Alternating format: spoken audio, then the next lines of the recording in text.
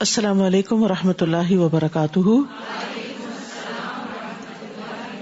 کیا حال ہے سب کا؟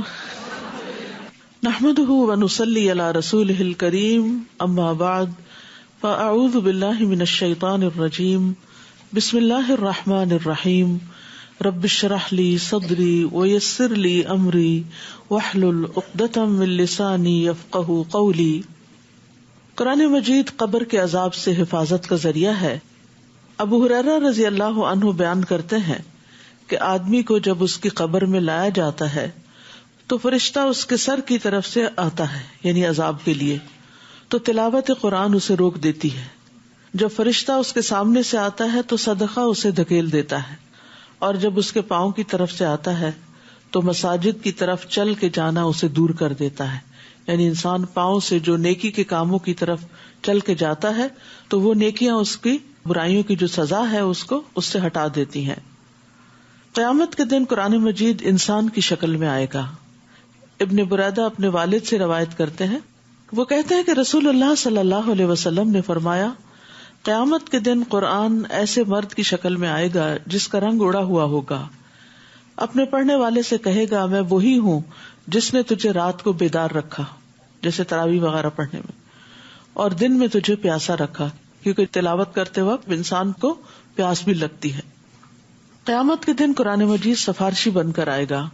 ابو امامہ باہلی رضی اللہ عنہ سے مروی ہے، وہ کہتے ہیں کہ میں نے رسول اللہ صلی اللہ علیہ وسلم کو فرماتے ہوئے سنا، قرآن کی تلاوت کرو، بلا شبہ قیامت کے دن یہ اپنے ساتھیوں کی سفارش کے لیے آئے گا.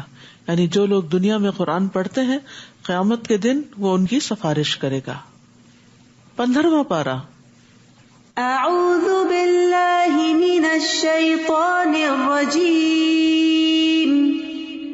بسم اللہ الرحمن الرحیم. سبحان الذی اسری بعبدہ لیلا من المسجد الحرام الی المسجد الاقصى من المسجد الحرام إلى المسجد الأقصى الذي باركنا حوله لنريه من آياتنا إنه هو السميع البصير. شروع کرتی ہوں اللہ کے نام سے جو بے انتہا مہربان نہایت رحم فرمانے والا ہے. پاک ہے وہ ذات جس نے ایک رات اپنے بندے کو مسجد الحرام سے لے کر مسجد اقصی تک سیر کرائی، جس کے ماحول کو ہم نے برکت دے رکھی ہے، اور اس سے غرض یہ تھی کہ ہم اپنے بندے کو اپنی بعض نشانیاں دکھائیں. بلا شبہ وہ سننے والا اور دیکھنے والا ہے. آغاز ہوتا ہے سبحان الذی سے کہ اللہ پاک ہے، یعنی سننے والوں کو ایک عجیب و غریب خبر ملے گی کہ جس کو وہ حیرانی سے سنیں گے. لیکن حقیقت یہ ہے کہ جو چیزیں لوگوں کے لیے مشکل ہیں، اللہ سبحانہ تعالیٰ کے لیے وہ کچھ بھی مشکل نہیں. اور ویسے بھی جس بارے میں اب گفتگو کی جائے گی وہ بات بہت ہی اہم بات ہے. کیا ہے وہ بات؟ اسرا بعبدہ لیلا من المسجد الحرام الی المسجد الاقصی، کہ وہ ذات اپنے بندے کو لے گئی راتوں رات مسجد حرام یعنی مکہ سے الی المسجد الاقصی، مسجد اقصی یعنی فلسطین کی طرف یروشلم میں. کیا ہے وہ جگہ؟ کیسی ہے وہ جگہ؟ الذی بارکنا حولہ، جس کے آس پاس کو ہم نے برکتیں عطا کر رکھی ہیں، کیونکہ وہاں پر زمین بھی بہت زرخیز ہے، وہاں کی قدرتی نہریں اور باغات اور پھل، اور اس کے علاوہ وہ انبیاء کا مولد و مسکن بھی رہی ہے. اس سفر کا مقصد کیا تھا؟ لنریہ من آیاتنا، کہ ہم اس کو یعنی اپنے بندے کو محمد صلی اللہ علیہ وسلم کو اپنی بعض نشانیوں میں سے دکھائیں. گویا دوسرے لفظوں میں یہ سفر ایک معجزہ تھا. انہ هو السمیع البصیر، بے شک وہ بہت سننے والا، بہت دیکھنے والا ہے، خوب دیکھتا ہے، بندوں کے حالات کو اچھی طرح جانتا ہے. ابو ہریرہ کہتے ہیں رسول اللہ صلی اللہ علیہ وسلم نے فرمایا، معراج کی رات بیت المقدس میں نے اپنے قدم اسی جگہ پر رکھے تھے جہاں پہلے انبیاء نے رکھے تھے. آپ صلی اللہ علیہ وسلم کو یہ سفر براق کے ذریعے کروایا گیا تھا. انس کہتے ہیں کہ معراج کی رات نبی صلی اللہ علیہ وسلم کے لیے براق لایا گیا جس کو لگام ڈالی ہوئی اور زین کسی ہوئی تھی.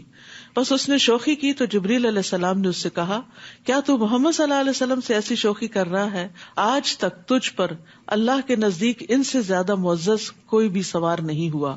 راوی کہتے ہیں کہ پھر براق کو پسینہ آ گیا اور پھر براق کے ذریعے یہ سفر چند لمحوں میں ہی طے ہو گیا. آپ صلی اللہ علیہ وسلم پہلے مکہ سے بیت المقدس کی طرف گئے. وہاں پر آپ جب پہنچے تو جبریل علیہ السلام نے اپنی انگلی سے اشارہ کر کے ایک پتھر میں سوراخ کیا اور براق کو اس سے باندھا.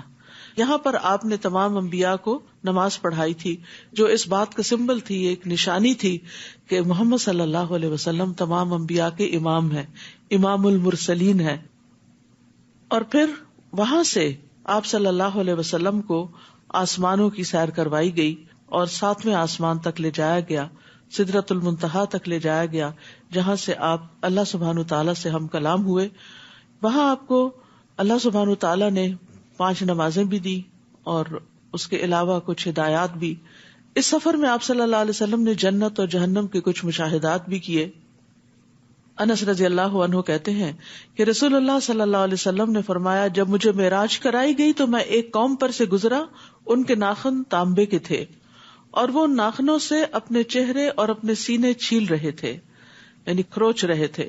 تو میں نے کہا کہ یہ کون لوگ ہیں اے جبرائیل؟ انہوں نے کہا یہ وہ لوگ ہیں جو لوگوں کا گوشت کھاتے ہیں, ان کی عزتوں سے کھیلتے ہیں, یعنی غیبت کرتے ہیں, تانے دیتے ہیں اور دوسروں کو برا بھلا کہتے ہیں. اسی طرح آپ صلی اللہ علیہ وسلم نے فرمایا اسراء والی رات میں ایسے لوگوں کے پاس سے گزرا جن کے منہ آگ کی کینچیوں سے کاٹے جا رہے تھے. میں نے پوچھا یہ کون لوگ ہیں؟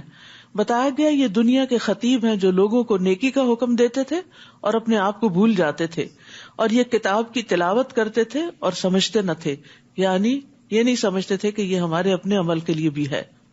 معراج کے موقع پر آپ صلی اللہ علیہ وسلم کو نماز کا تحفہ عطا کیا گیا. سورۃ البقرہ کی آخری آیات دی گئیں اور یہ کہ آپ کی امت میں سے ہر ایسے آدمی کو بخش دیا گیا جو اللہ کے ساتھ کسی کو شریک نہ کرے اور تباہ کن گناہوں سے بچے, یعنی کبیرہ گناہوں سے بچے.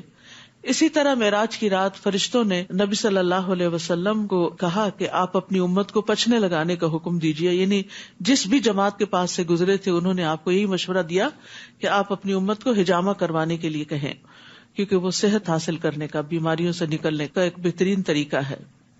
اسی طرح آپ کی مختلف پیغمبروں سے بھی ملاقات ہوئی. ابراہیم علیہ السلام سے جب ملاقات ہوئی تو انہوں نے کہا کہ اے محمد صلی اللہ علیہ وسلم اپنی امت کو میری طرف سے سلام پیش کرنا اور انہیں بتانا کہ جنت کی مٹی پاکیزہ ہے, اس کا پانی میٹھا ہے اور وہ ایک چٹیل میدان ہے, یعنی جنت چٹیل میدان ہے. سبحان اللہ والحمد للہ ولا الہ الا اللہ واللہ اکبر کہنا, وہاں درخت لگانا ہے, تو جو جتنا ذکر کرے گا اس کی جنت اتنی ہی زیادہ سرسبز ہوگی. وآتینا موسیٰ الکتاب وجعلناہ ھدی لبنی اسرائیل اللہ تتخذوا من دونی وکیلا. ہم نے موسیٰ کو کتاب دی اور اسے بنی اسرائیل کی ہدایت کا ذریعہ بنایا. تو تورات بنی اسرائیل کے لیے تھی اور امت محمد صلی اللہ علیہ وسلم اور اب قیامت تک کے لوگوں کے لیے کیا ہے؟ قرآن مجید ہے.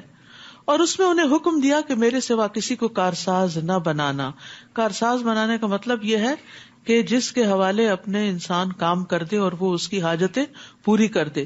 تو ساری حاجتوں کو پورا کرنے والا صرف اور صرف اللہ ہی ہے. ذریۃ من حملنا مع نوح انہ کان عبدا شکورا. یہ بنی اسرائیل ان لوگوں کی اولاد تھے جنہیں ہم نے نوح کے ساتھ کشتی میں سوار کیا تھا. بلا شبہ نوح ایک شکر گزار بندے تھے. تو یہاں اللہ سبحانہ وتعالیٰ خاص طور پر نوح علیہ السلام کی شکر گزاری کی تعریف فرما رہے ہیں, اور مقصد کیا ہے کہ ہم بھی ان کی طرح شکر گزار بن جائیں. لیکن شکر گزار بندہ بننے کے لیے سخت محنت کرنی پڑتی ہے. مغیرہ کہتے ہیں کہ نبی صلی اللہ علیہ وسلم کھڑے ہوتے تاکہ نماز پڑھیں, یہاں تک کہ آپ کے دونوں پاؤں یا دونوں پنڈلیاں پھول جاتی, یعنی سوج جاتی.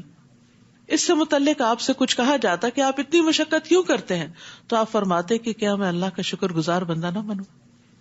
یعنی شکر گزاری صرف زبان سے شکر گزاری نہیں ہوتی, عمل کے ذریعے ہوتی ہے, اور آج کل اس عمل کا اچھا موقع ہے. اسی طرح شکر گزاری میں انسان جو کچھ بھی کھاتا یا پیتا ہے تو اس پر بھی اپنے رب کو یاد کرے, بسم اللہ پڑھ کر آغاز کرے اور الحمدللہ کہہ کر اللہ کا شکر ادا کرے. اس کتاب میں ہم نے بنی اسرائیل کو صاف صاف کہہ دیا تھا کہ تم زمین پر 2 بار فساد عظیم برپا کرو گے اور بڑی سرکشی دکھاؤ گے. پھر جب ہمارا پہلا وعدہ آ گیا تو اے بنی اسرائیل، ہم نے تمہارے مقابلے میں اپنے بڑے جنگجو بندے لا کھڑے کیے جو تمہارے شہروں کے اندر گھس کر دور تک پھیل گئے.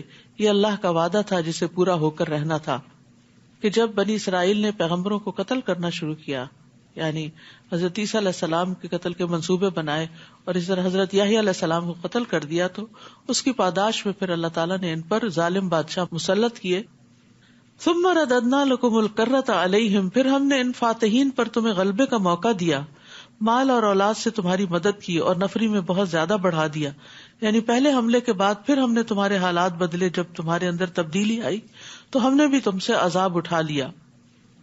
ان احسنتم احسنتم لانفسکم وان اسأتم فلہا، دیکھو اگر تم نے بھلائی کی تو اپنے ہی لیے کی، اور اگر برائی کی تو اس کا وبال بھی تم ہی پر ہوگا. پھر جب دوسرے وعدے کا وقت آ گیا کہ جابر فاتحین تمہارا حلیہ بگاڑ دیں اور مسجد اقصی میں ایسے ہی داخل ہوں جیسے پہلی بار داخل ہوئے تھے. پہلا حملہ بخت نصر کا تھا اور دوسرا ٹیٹس کا تھا. 70 عیسوی میں ٹیٹس کا حملہ ان پر ہوا، جس کی وجہ سے ان کو تباہ کر کے رکھ دیا گیا. اور جہاں جہاں غلبہ پائیں اسے تہس نہس کر دیں. تو بات یہ ہے کہ جب بنی اسرائیل نے اچھا رویہ اختیار کیا تو اللہ سبحانہ تعالیٰ نے بھی ان کے دن پھیر دیے، اور جب انہوں نے اللہ کا پیغام پہنچانے والوں کے ساتھ برا معاملہ کیا تو اللہ سبحانہ تعالیٰ نے پھر ان کو عذاب چکھایا. تو یہ ایک بنیادی قاعدہ ہمیں دیا جا رہا ہے کہ ہم اللہ سبحانہ تعالیٰ سے ڈر کے زندگی بسر کریں اور نیکیوں کی طرف رغبت رکھیں، اور جو کوئی نیکی کرتا ہے وہ دراصل اپنے ہی لیے کرتا ہے. ہو سکتا ہے اب تمہارا رب تم پر رحم فرما دے، لیکن اگر تم نے پھر سرکشی کی تو ہم بھی پھر سزا دیں گے، یعنی اگر تم بدلے تو ہم بھی پھر تمہیں پکڑیں گے. تو اس میں کتنا بڑا سبق ہے. یعنی کوئی قوم ہو یا کوئی فرد ہو یا کوئی گھرانہ ہو، اگر اللہ کی طرف رجوع کرتا ہے تو اللہ سبحانہ تعالیٰ اس پر اپنی رحمت فرماتا ہے. احسان کا بدلہ احسان کی شکل میں دیا جاتا ہے. اور اگر کوئی سرکشی کرتا ہے تو پھر اس کی بھی پکڑ ہوتی ہے، آخرت کی پکڑ سے پہلے دنیا میں بھی پکڑ ہوتی ہے. اور ایسے کافروں کے لیے ہم نے جہنم کو قید خانہ بنا دیا ہے.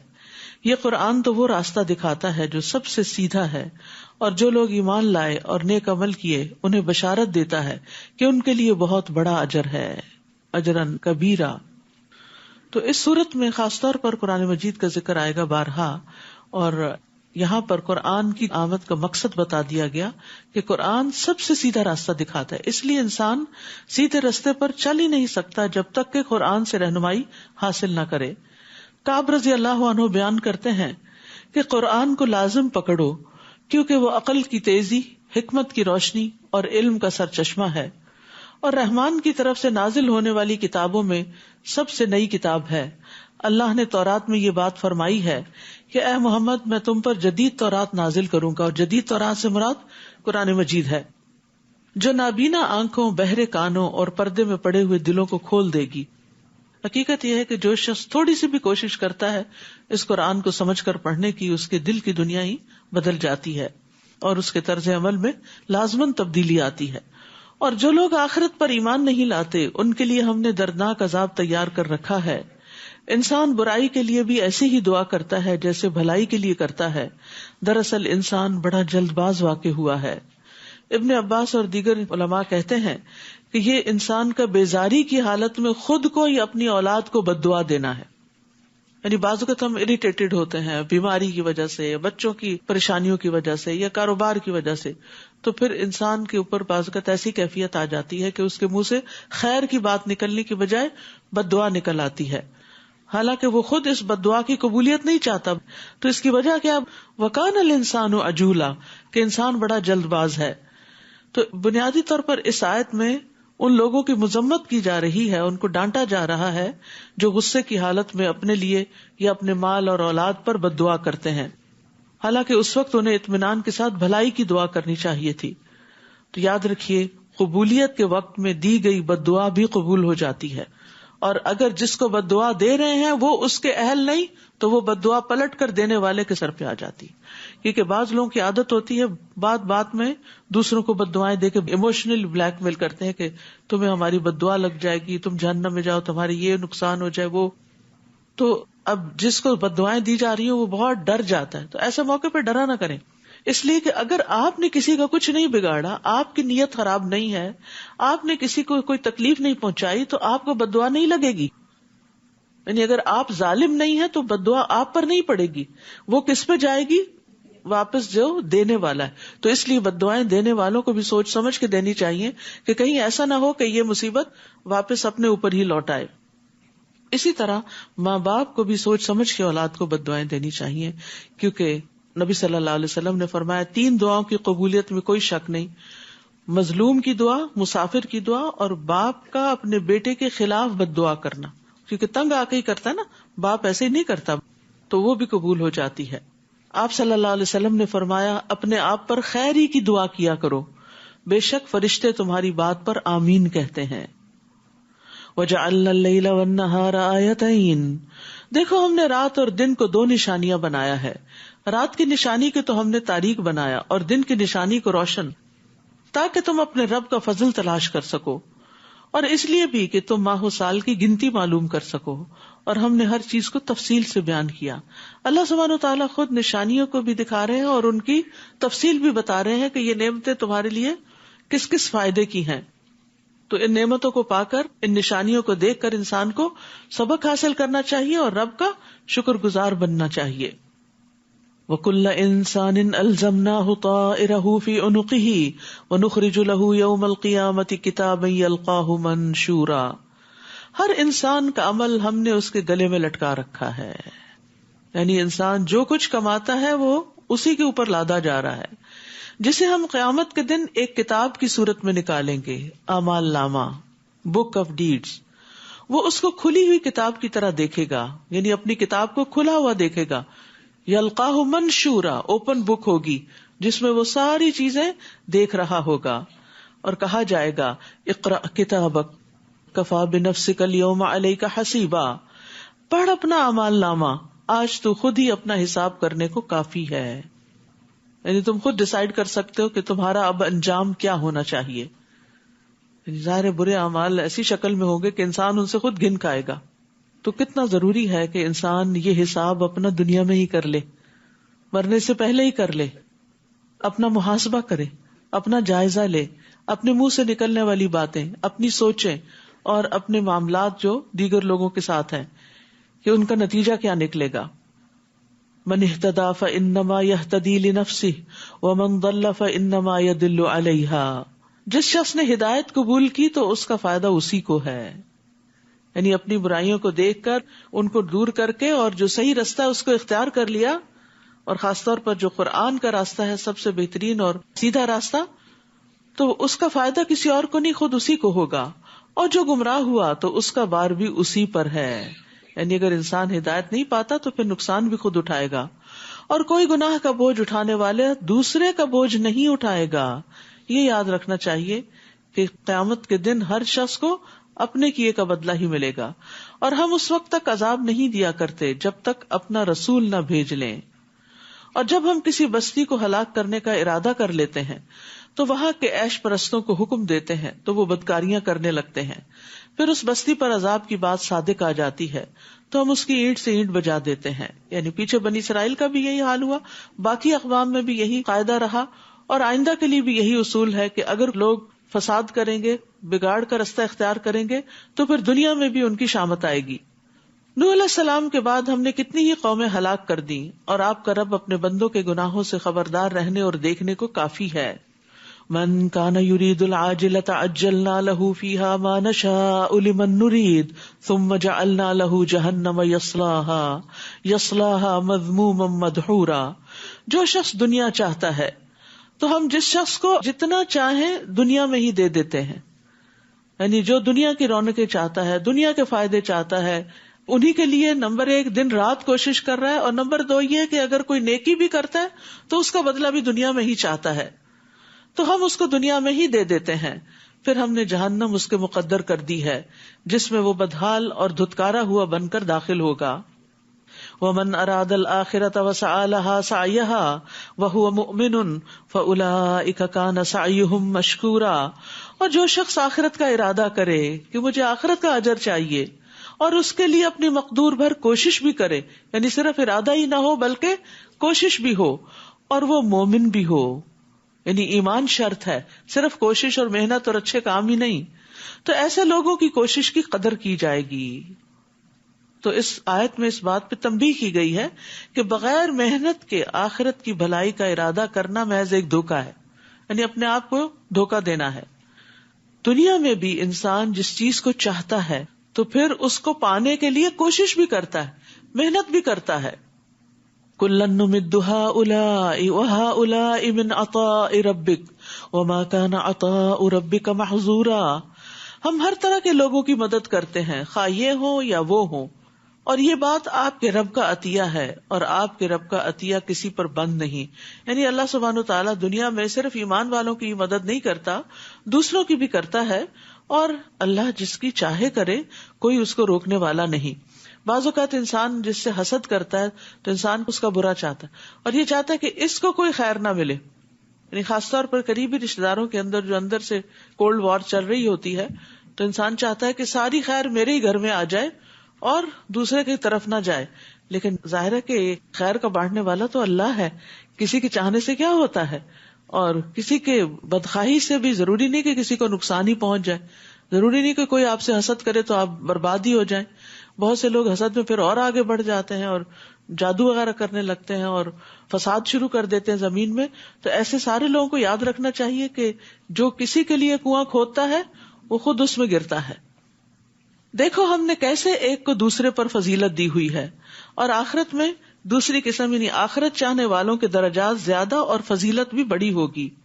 وَلَلْآخِرَةُ أَكْبَرُ دَرَجَاتٍ وَأَكْبَرُ تَفْضِيلًا. ایک وہ ہے جو دنیا کا ارادہ کرتا ہے، اور ایک وہ ہے جو آخرت چاہتا ہے. جو آخرت چاہتا ہے وہ بڑے درجات پائے گا. اور اس کے بارے میں آتا ہے کہ جنت کے 100 درجے ہیں، اور ان کے درمیان کا فاصلہ ایسا ہی ہے جیسے زمین اور آسمان کا فاصلہ ہو. اور فردوس اس کا اعلیٰ ترین درجہ ہے، اس سے جنت کی 4 نہریں نکلتی ہیں. اس کے اوپر رب کا عرش ہے. جب بھی تم اللہ سے سوال کرو تو اس سے جنت الفردوس مانگو. اللہم انا نسألک الجنت الفردوس الاعلی. لا تجعل مع اللہ الہا آخر فتقعد مذموما مخذولا. اللہ کے ساتھ کوئی دوسرا الہ نہ بنانا، ورنہ تم بدحال اور بے یار و مددگار بیٹھے رہ جاؤ گے. یعنی کوئی تمہاری مدد کو نہیں آئے گا، کیونکہ اللہ کے سوا کوئی اور الہ ہے ہی نہیں، کوئی رازق ہے ہی نہیں، کوئی مالک ہے ہی نہیں، کسی کے پاس اختیارات ہے ہی نہیں، کوئی کچھ دینے کے قابل ہی نہیں. لہٰذا تم اللہ کو چھوڑ کر کسی اور کی طرف مت راغب ہو. اپنی ساری توجہ، اپنی رغبتیں، اپنی تمنائیں، اپنی فریادیں سب کی سب اللہ کے سامنے رکھو. وَقَضَىٰ رَبُّكَ أَلَّا تَعْبُدُوا إِلَّا إِيَّاهُ. آپ کے رب نے فیصلہ کر دیا ہے کہ تم اس کے علاوہ کسی اور کی عبادت نہ کرو، اور والدین کے ساتھ اچھا سلوک کرو. اگر ان میں سے کوئی ایک یا دونوں تمہارے سامنے بڑھاپے کی عمر کو پہنچ جائیں تو انہیں اف تک نہ کہو، نہ ہی انہیں جھڑکو، اور ان سے بات کرو تو ادب سے کرو. یہاں بڑھاپے کی حالت کو خاص کیا گیا ہے کیونکہ اس وقت ماں باپ کمزور ہو چکے ہوتے ہیں، اولاد جوان ہو چکی ہوتی ہے. جوان لوگوں کے خواہشات اور جذبات اور طریقہ کار کچھ اور ہوتا ہے، بوڑھے لوگوں کا طریقہ کچھ اور بدل چکا ہوتا ہے اپنے تجربات کی روشنی میں یا اپنی کمزوری کی وجہ سے. تو پھر دونوں کے چونکہ مقاصد فرق ہوتے ہیں، طریقے فرق ہوتے، تو کلیش بہت ہونے لگتا ہے.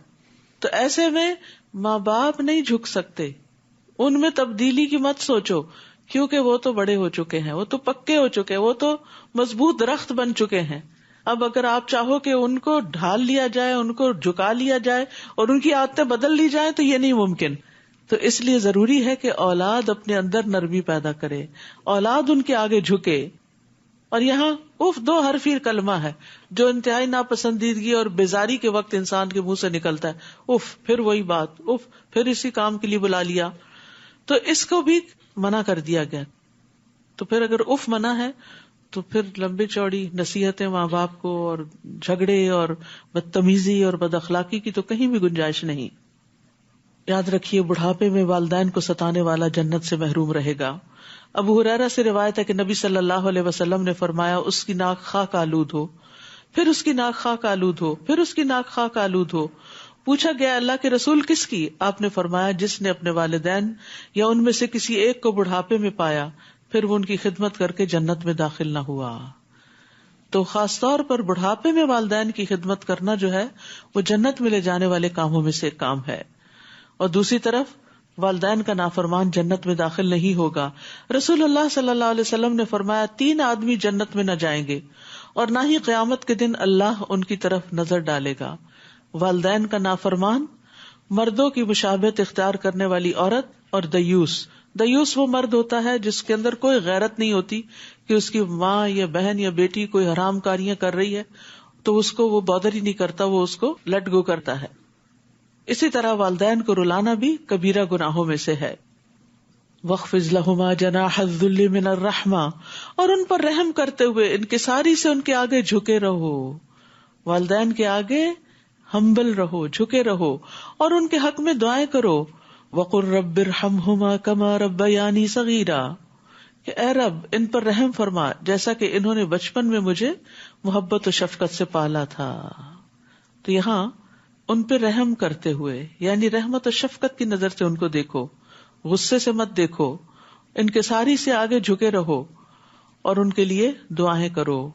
اور پھر یہ ہے کہ کندھے جھکا کے رکھو، یعنی اپنا پوسچر بھی ایسا رکھو کہ جس سے تکبر ظاہر نہ ہو بلکہ عاجزی، کہ آپ ماں باپ کے آگے جھکے ہوئے. بعض اوقات یہ ہوتا ہے کہ اولاد زیادہ قابل ہو جاتی، ماں باپ بڑھاپے میں پہنچ کر پڑھ لکھ کر بھی سب کچھ بھول جاتے، تو اولاد جو ہے وہ جب جوان ہوتی ہے اور جان پکڑتی ہے تو پھر وہ ماں باپ سے بھی آگے نکلنے لگتی ہے. تو ایسے میں بھی انسان کو کبھی یہ ظاہر نہیں کرنا چاہیے کہ ہم آپ سے بہتر ہیں، آپ کو کچھ پتا نہیں. یہ دیکھیں عام طور پہ بچوں کے اندر یہ چیز کتنی آ گئی ہے کہ ماں باپ کو بے وقوف سمجھتے ہیں. بھلے ماں باپ کچھ نہ سمجھ بھی ہوں یا نہ سمجھی کی بات بھی کریں تو ان کو بار بار یہ احساس دلانے کی ضرورت نہیں ہوتی، کیونکہ یہ ان کے اوپر بڑا گراں گزرتا ہے کہ جس بچے کو انہوں نے پیدا کیا اور اس کی انگلی پکڑ کے اس کو چلنا سکھایا، آج وہ انہیں سکھا رہا ہے. تو یہ چیز نفسیاتی طور پر انہیں کمزور کرتی ہے اور ان کو غمگین کرتی ہے. تو بھلے آپ صحیح ہوں اور ماں باپ غلط ہوں، پھر بھی ان کے آگے ہمبل رہیں، بحث مباحثہ نہ کریں. اور والدین میں سے بھی پھر ماں حسن سلوک کی زیادہ مستحق ہے. ابو ہریرہ کہتے ہیں کہ ایک آدمی رسول اللہ صلی اللہ علیہ وسلم کی خدمت میں حاضر ہوا اور عرض کیا، یا رسول اللہ، میرے اچھے سلوک کا سب سے زیادہ حقدار کون ہے؟ آپ نے فرمایا کہ تمہاری ماں. اس نے پھر پوچھا، آپ نے پھر وہی جواب دیا، پھر پوچھا، تیسری بار بھی آپ نے وہی جواب دیا، چوتھی بار آپ نے کہا تمہارا باپ. ربکم اعلم بما فی نفوسکم، جو کچھ تمہارے دل میں اللہ اسے خوب جانتا ہے کہ تم کس دل سے ماں باپ کی خدمت کر رہے. ماں باپ تو کتنی محبت سے پالتے ہیں، لیکن بچے انتظار میں رہتے ہیں کہ اب یہ کب دنیا سے جائے گی اور کب ہمارے سر سے یہ بوجھ اترے گا اور کب ہم بھی آزاد ہوں گے. تو جو تم دلوں میں سوچتے ہو اللہ اس کو بھی خوب جانتا ہے، اس بارے میں یا کسی اور بارے، چونکہ یہ پیچھے ماں باپ سے متعلق بات سے ہی ریلیٹڈ ہے، اس لیے سب سے پہلے اسی کانٹیکسٹ میں اس کو دیکھنا چاہیے. اگر تم صالح بن کر رہو تو وہ ایسے رجوع کرنے والوں کو معاف کر دینے والا ہے.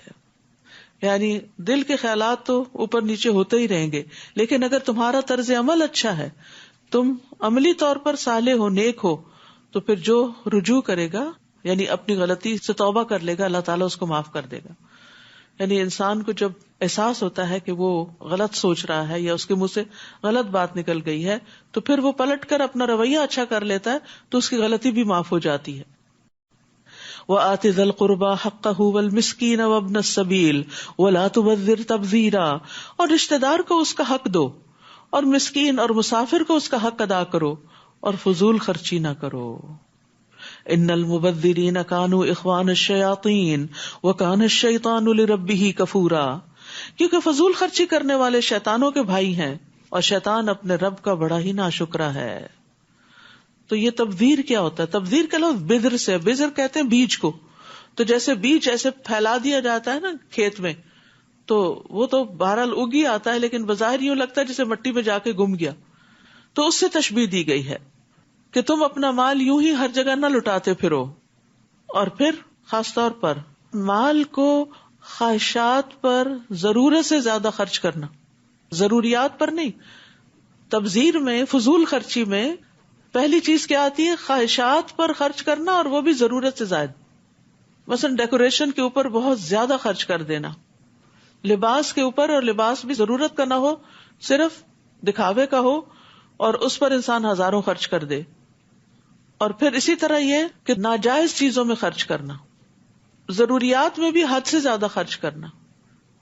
یعنی ایک انسان کی وانٹس ہوتی ہیں، ایک اس کی نیڈز ہوتی ہیں، اور کچھ نیسیسٹیز ہوتی ہیں. نیسیسٹیز پہ خرچ کرنے میں تو کوئی حرج نہیں. نیڈز جو ہوتی ہیں وہ انسان بعض اوقات بہت زیادہ بڑھا لیتا ہے، یہ بھی نیڈ ہے، یہ بھی نیڈ. ہر چھوٹی بڑی چیز آپ باہر جاتے ہیں دیکھتے ہیں تو کہتے ہیں نہیں یہ بھی کہیں کام آ جائے گی، تو اس میں بعض اوقات کیا کرتے ہیں آپ غیر ضروری چیزیں خرید کے رکھ لیتے ہیں. اور وانٹس کی تو پھر کوئی لمٹ ہی نہیں ہے، تو اس میں انسان حد سے پھر بڑھ جاتا ہے، اور اسی کو فضول خرچی کہتے ہیں. ابو عبید کہتے ہیں میں نے عبداللہ بن مسعود سے مبذرین کے بارے میں پوچھا تو انہوں نے کہا وہ لوگ جو ناحق مال خرچ کرتے ہیں، یعنی جہاں خرچ نہیں کرنا چاہیے، جن کاموں میں جن چیزوں پر، وہاں خرچ کرتے ہیں. مال ضائع کرنے والے لوگ اللہ تعالیٰ کے ناپسندیدہ ہیں. نبی صلی اللہ علیہ وسلم نے فرمایا بے شک اللہ تمہارے لیے 3 باتیں پسند نہیں کرتا: ادھر ادھر کی فضول باتیں کرنا، ہی سیڈ شی سیڈ، بیکار کی باتیں، مال کو ضائع کرنا، بکثرت سوال کرنا. یہ 3 چیزیں جو ہیں یہ اللہ سبحانہ تعالیٰ کو سخت ناپسند ہیں.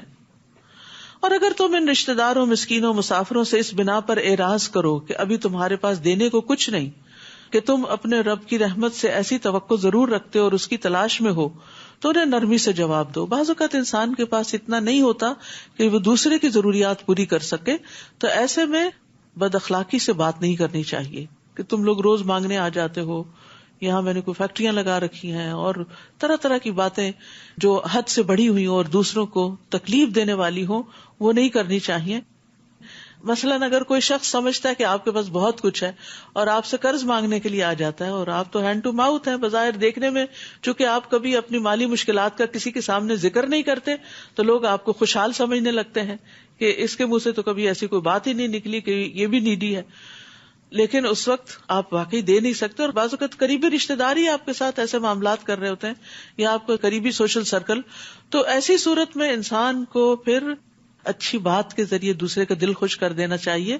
اگر وہ مال سے مدد نہیں کر سکتا یا کسی بھی طرح، بعض اوقات مال نہیں ہوتا، بعض اوقات کسی کو آپ کی رائڈ چاہیے ہوتی ہے یا کسی کو آپ کا وقت چاہیے ہوتا ہے، تو اگر آپ اس وقت مصروف ہیں اور دوسرے کی مدد نہیں کر سکتے تو بدتمیزی اور بد اخلاقی سے پیش نہ آئیں، اچھے طریقے سے معذرت کر لیں یا آئندہ کسی وقت کے لیے وعدہ کر لیں. اور نہ تو اپنا ہاتھ گردن سے باندھ رکھ اور نہ ہی اسے پوری طرح کھلا چھوڑ دو، ورنہ خود ملامت زدہ اور درماندہ بن کر رہ جاؤ گے. یعنی انسان خرچ کرتے ہوئے نہ تو انتہائی بخل کرے اور نہ ہی ہاتھ کھلا چھوڑ دے، درمیانی راہ، اعتدال کی راہ اختیار کرے. بلا شبہ آپ کا رب جس کے لیے چاہتا ہے رزق کشادہ کر دیتا ہے، اور وہ جس کے لیے چاہتا ہے تنگ کر دیتا ہے، اور وہ اپنے بندوں کی خوب خبر رکھتا ہے اور انہیں دیکھ رہا ہے. انہ کان بعبادہ خبیرا بصیرا. اور مفلسی کے اندیشے سے اپنی اولاد کو قتل نہ کرو، انہیں اور خود تمہیں بھی رزق ہم دیتے ہیں. انہیں قتل کرنا بہت بڑا گناہ ہے. والدین کے حقوق کے بعد اولاد کے حقوق، اور ان میں سب سے پہلا حق ان کی زندگی کا حق ہے کہ ان کو نہ تو پیٹ کے اندر قتل کرو اور نہ باہر آنے کے بعد. اور اس ڈر سے خاص طور پر مت ابارٹ کراؤ اپنے پریگنینسی کو کہ تم ان کا خرچ کہاں سے اٹھاؤ گے، کیونکہ ہم بہت مٹیریلسٹک ہو کے نا ہر چیز کو کیلکولیٹ کرتے رہتے ہیں کہ اتنی میری آمدنی ہے، ایک بچے کے اوپر اتنا منتھلی خرچ ہوتا ہے، اگر ایک اور بچہ آ گیا تو میرا بجٹ آؤٹ ہو جائے گا، پھر میں کیا کروں گا. نہیں، اللہ سبحانہ تعالیٰ اسی اعتبار سے وسائل بھی پیدا کر دے گا. بیماری یا کوئی اور ریزن ہو سکتی ہے کہ جس سے انسان اپنی تحدید اولاد کرے، لیکن مفلسی کے ڈر سے نہیں، اس کی اجازت نہیں. تو اس آیت سے یہ بھی پتہ چلتا ہے کہ اللہ تعالیٰ اپنے بندوں پر ان کے والدین سے بھی زیادہ مہربان ہے. اور اولاد کا قتل جو ہے یہ کبیرہ گناہوں میں سے ہے. وَلَا تَقْرَبُوا الزِّنَا، اور زنا کے قریب بھی نہ جاؤ کیونکہ وہ بے حیائی اور برا راستہ ہے.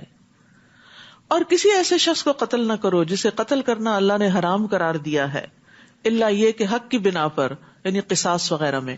اور اگر کوئی شخص ناحق قتل کیا جائے تو ہم نے اس کے ولی کو پورا اختیار دیا ہے، لہذا اسے قتل میں زیادتی نہ کرنا چاہیے، یقیناً اسے مدد دی جائے گی. ولی کا اختیار کیا، چاہے تو قصاص لے یا دیت ہو یا معاف کر دے. اور اگر اسے قتل ہی کرنا ہے تو اس میں زیادتی نہیں کرے گا کہ ایک کے بدلے 4 کر دے اس قبیلے کے، یا یہ ہے کہ اذیت دے دے کے قتل کرے. اور یتیم کے مال کے قریب نہ جاؤ مگر اس صورت میں کہ وہ بہتر ہو، یہاں تک کہ وہ اپنی جوانی کو پہنچ جائے. اور عہد کی پابندی کرو کیونکہ عہد کے بارے میں تم سے باز پرس ہوگی. اللہ اکبر. ان العہد کان مسئولا. سوچ سمجھ کے وعدے کیا کریں اور سوچ سمجھ کے پھر ان کو نبھایا کریں، کیونکہ قیامت کے دن سوال کیا جائے گا کہ وعدہ پورا کیا تھا یا نہیں. اور وعدہ خلافی جو ہے یہ منافق کی نشانیوں میں سے ہے. اور جب تم ناپ کرو تو پورا پورا ناپو، اور تولو تو سیدھی ترازو سے تولو. یہ اچھا طریقہ ہے اور انجام کے لحاظ سے بھی بہتر ہے. اور کسی ایسی بات کے پیچھے نہ پڑو جس کا تجھے علم نہیں، کیونکہ اس بات کے متعلق کان، آنکھ اور دل سب کی باز پرس ہونی ہے. یہ بہت بڑا اخلاقی ادب سکھایا گیا ہے اور بہت زبردست اصلاح کی گئی ہے. تو امت کو اس بات کی تعلیم دی جا رہی ہے کہ اچھے ویل تھاٹ خیالات کو اور وہمی باتوں کو آپس میں مکس نہ کیا جائے. قتادہ کہتے ہیں اس کا مطلب یہ نہ کہو میں نے دیکھا حالانکہ تم نے دیکھا نہ ہو، بس تمہیں وہم ہو تو تم کو ہاں میں نے دیکھا تھا فلاں آیا تھا حالانکہ وہ تو نہیں آیا. یہ نہ کہو کہ میں نے سنا حالانکہ تم نے سنا نہ ہو. بعض اوقات تم کہتے ہیں نا میں نے سنا لیکن سنا نہیں ہوتا، تو یہ نہیں کہنا چاہیے. اور یہ نہ کہو کہ میں جانتا ہوں حالانکہ تم نہیں جانتے. ہاں مجھے پتا ہے، اور جب پوچھے کہاں ہے تو کہتے او مجھے بھول گیا. نہیں، جب تک یقینی بات نہ ہو اس کو منہ سے مت نکالو، کیونکہ ان سب باتوں کے بارے میں بھی پوچھ گچھ ہوگی. اسی طرح دل کے بعض خیال بھی گناہ ہوتے ہیں. یا ایھا الذین آمنوا اجتنبوا کثیرا من الظن ان بعض الظن اثم. اے لوگوں جو ایمان لائے ہو بہت سے گمان سے بچو، یقیناً بعض گمان گناہ ہوتے ہیں. تو اپنی گفتگو اور سوچ کو وہم و گمان پر رکھنے کی بجائے انسان علم یقینی پر اس کی بنیاد رکھے، کیونکہ ان السمع والبصر والفؤاد کل اولئک کان عنہ مسئولا ولا تمشی فی الارض مرحا.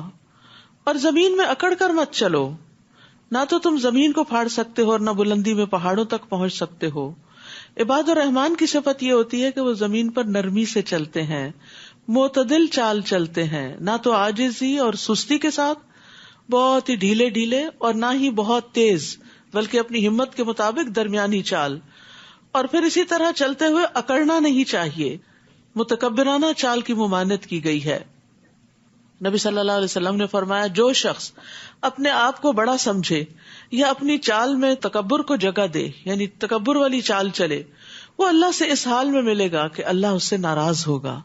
یاد رکھیے ہمارا دین ایک جامع دین ہے جس میں چلنے کا طریقہ تک سکھایا گیا ہے، مال خرچ کرنے کا، اولاد سے معاملہ کرنے کا، والدین سے معاملہ کرنے کا، اپنی شرم و حیا کا، کس طرح انسان کو بولنا چاہیے، کس طرح سوچنا چاہیے. کون سا پہلو زندگی کا ایسا ہے کہ جس کے بارے میں رہنمائی نہیں کی گئی. کل ذالک کان سیئہ عند ربک مکروہا. یہ سب کام ایسے ہیں جن کی قباحت آپ کے رب کے ہاں ناپسندیدہ ہے. یہ سب حکمت کی باتیں ہیں جو آپ کے رب نے آپ کی طرف وحی کی ہیں. اور اللہ کے ساتھ کوئی دوسرا الہ نہ بنانا، ورنہ ملامت زدہ اور دھتکارے ہوئے جہنم میں ڈال دیے جاؤ گے. یہ سب سے بڑا جرم ہے. کیا تمہارے رب نے بیٹے دینے کو تو تمہیں چن لیا اور خود فرشتوں کو اپنی بیٹیاں بنا لیا؟ کتنی بڑی گناہ کی بات ہے جو تم کہہ رہے ہو. ہم نے اس قرآن میں حقائق کو مختلف طریقوں سے بیان کیا تاکہ لوگ کچھ ہوش کریں، مگر ان میں نفرت ہی بڑھتی گئی. آپ ان سے کہیے اگر اللہ کے ساتھ کوئی اور بھی الہ ہوتے جیسا کہ یہ مشرک کہتے ہیں تو وہ اللہ صاحب عرش سے مقابلہ اور وہاں تک پہنچنے کے لیے ضرور کوئی راہ تلاش کرتے. یعنی یہ نہیں ہو سکتا کہ کوئی اللہ کے مقابل ہو اور پھر وہ نعوذ باللہ اللہ کی جگہ نہ لینا چاہے اور اس کا مقابلہ نہ کرے. سبحانہ وتعالی عما یقولون علوا کبیرا. وہ پاک ہے اور ان باتوں سے بہت بلند و برتر ہے جو یہ لوگ کہتے ہیں. تسبح له السماوات السبع والارض ومن فيهن وان من شيء الا يسبح بحمده ولكن لا تفقهون تسبيحهم انه كان حليما غفورا. ساتوں آسمان اور زمین اور جو کچھ ان میں ہے سب اس کی تسبیح کرتے ہیں، اللہ کی پاکی بیان کرتے ہیں، بلکہ کوئی بھی چیز ایسی نہیں جو اس کی حمد کے ساتھ اس کی تسبیح نہ کرتی. کوئی چیز ایسی نہیں، لیکن تم ان کی تسبیح کو نہیں سمجھتے کیونکہ ہر ایک کا اپنا طریقہ ہے. انہ کان حلیما غفورا. وہ بڑا بردبار اور معاف کرنے والا ہے. اب دیکھیے ساری کائنات تو تسبیح کر رہی ہو، اللہ کی تعریف بیان کری، اور ہم چپ کر کے بیٹھے ہوئے ہوں اور اللہ کا ذکر نہ کریں. تو اللہ کے محبوب کیسے ہو سکتے ہیں؟ لیکن پھر بھی اللہ تعالیٰ معاف کر دیتا ہے. عبداللہ بن مسعود کہتے ہیں کہ ہم آپ صلی اللہ علیہ وسلم کے زمانے میں کھاتے وقت کھانے کی تسبیح سنتے تھے، یعنی آپ ہم کو سنواتے تھے. ایک اور موقع پر آپ نے مٹھی میں کچھ کنکریاں لے کر صحابہ کرام کو ان کی تسبیح سنوائی، یعنی ان کی آواز انہانس کر دی گئی ہوگی. اور جب آپ قرآن پڑھتے ہیں تو ہم آپ کے اور ان لوگوں کے درمیان ایک مخفی پردہ حائل کر دیتے ہیں جو آخرت پر ایمان نہیں رکھتے. تو گویا قرآن پھر ان کے دلوں تک تھرو نہیں ہوتا. ہم نے ان کے دلوں پر ایک پردہ چڑھا دیا ہے کہ وہ اس قرآن کو سمجھ ہی نہ سکیں اور ان کے کانوں میں بوجھ ہے. اور جب آپ قرآن میں اپنے اکیلے رب کا ذکر کرتے ہیں تو وہ نفرت سے پیٹ پھیر کے بھاگ جاتے. یہ کون لوگ ہوتے ہیں کہ جن کے دلوں پہ پردہ پڑ جاتا ہے، جن کو قرآن کے احکامات اچھے نہیں لگتے ہیں، وہ ان کی حکمت کو نہیں سمجھتے اور پھر سننا ہی نہیں چاہتے. ہم خوب جانتے ہیں جب وہ آپ کی طرف کان لگاتے ہیں تو کس بات پہ لگاتے ہیں، اور یہ بھی جانتے ہیں جو وہ سرگوشی کرتے ہیں جب یہ ظالم کہتے ہیں کہ تم ایک سحر زدہ آدمی کی پیروی کر رہے ہو، یعنی دوسروں کو بہکاتے ہیں آپ کی طرف آنے سے. غور کرو وہ آپ کے لیے کیسی مثالیں بیان کر رہے ہیں. یہ لوگ ایسے بھٹکے ہوئے کہ اب راہ نہیں پا سکتے. وَقَالُوا أَإِذَا كُنَّا عِظَامًا وَرُفَاتًا أَإِنَّا لَمَبْعُوثُونَ خَلْقًا جَدِيدًا. بھلا جب ہم ہڈیاں اور ریزہ ریزہ ہو جائیں گے تو کیا ہمیں اثر نو پیدا کر کے دوبارہ اکٹھا کیا جائے گا؟ قُلْ كُونُوا حِجَارَةً أَوْ حَدِيدًا. آپ ان سے کہیے خواہ تم پتھر بن جاؤ یا لوہا بن جاؤ یا اس سے سخت تر مخلوق جو تمہارے جی میں آئے تو وہ بھی بن جاؤ، اللہ پھر بھی پیدا کر لے گا. یعنی دوبارہ پیدا کرنا اللہ کے لیے کچھ مشکل نہیں. پھر پوچھتے ہیں کہ ہمیں کون دوبارہ زندہ کرے گا؟ آپ کہیے کہ وہی پیدا کرے گا جس نے تمہیں پہلی بار پیدا کیا. پھر وہ آپ کے سامنے اپنے سر ہلائیں گے اور پوچھیں گے کہ ایسا کب ہوگا؟ آپ کہیے کہ شاید وہ وقت قریب ہو. جس دن وہ تمہیں بلائے گا تو تم اس کی تعریف کرتے ہوئے پکار کے جواب میں حاضر ہو جاؤ گے اور یہ خیال کر رہے ہوگے کہ تم دنیا میں تھوڑی ہی دیر ٹھہرے تھے. دنیا کی زندگی آخرت میں بہت چھوٹی نظر آئے گی. وَقُلْ لِعِبَادِي يَقُولُوا الَّتِي هِيَ أَحْسَنُ. میرے بندوں سے کہہ دیجئے کہ وہی بات زبان سے نکالیں جو بہتر ہو. یہاں پھر اللہ تعالیٰ بڑے پیار سے بات کر رہے ہیں. وَقُلْ لِعِبَادِي، میرے بندوں سے کہہ دیجئے، اپنی طرف نسبت کر رہے ہیں ان بندوں کی. تو اگر ہمیں رب کا بندہ بننا ہے، عباد الرحمان بننا ہے، تو لازم ہے کہ اپنی زبان کو سنبھال کر رکھیں، زبان سے اچھی بات ہی نکالیں، کیونکہ شیطان لوگوں میں فساد ڈلوا دیتا ہے. جتنی بھی ریلیشن شپ کی خرابی ہوتی ہے اس کا آغاز زبان سے ہی ہوتا ہے.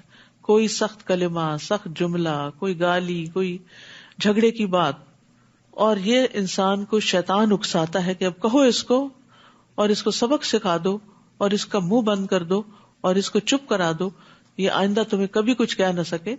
اس طرح کی بہت ساری چیزیں جو ہیں وہ شیطان انسان سے کرواتا ہے، جس کی نتیجے میں انسان دوسرے کے ساتھ اپنے تعلقات بعض اوقات ہمیشہ کے لیے خراب کر کے رکھ لیتے.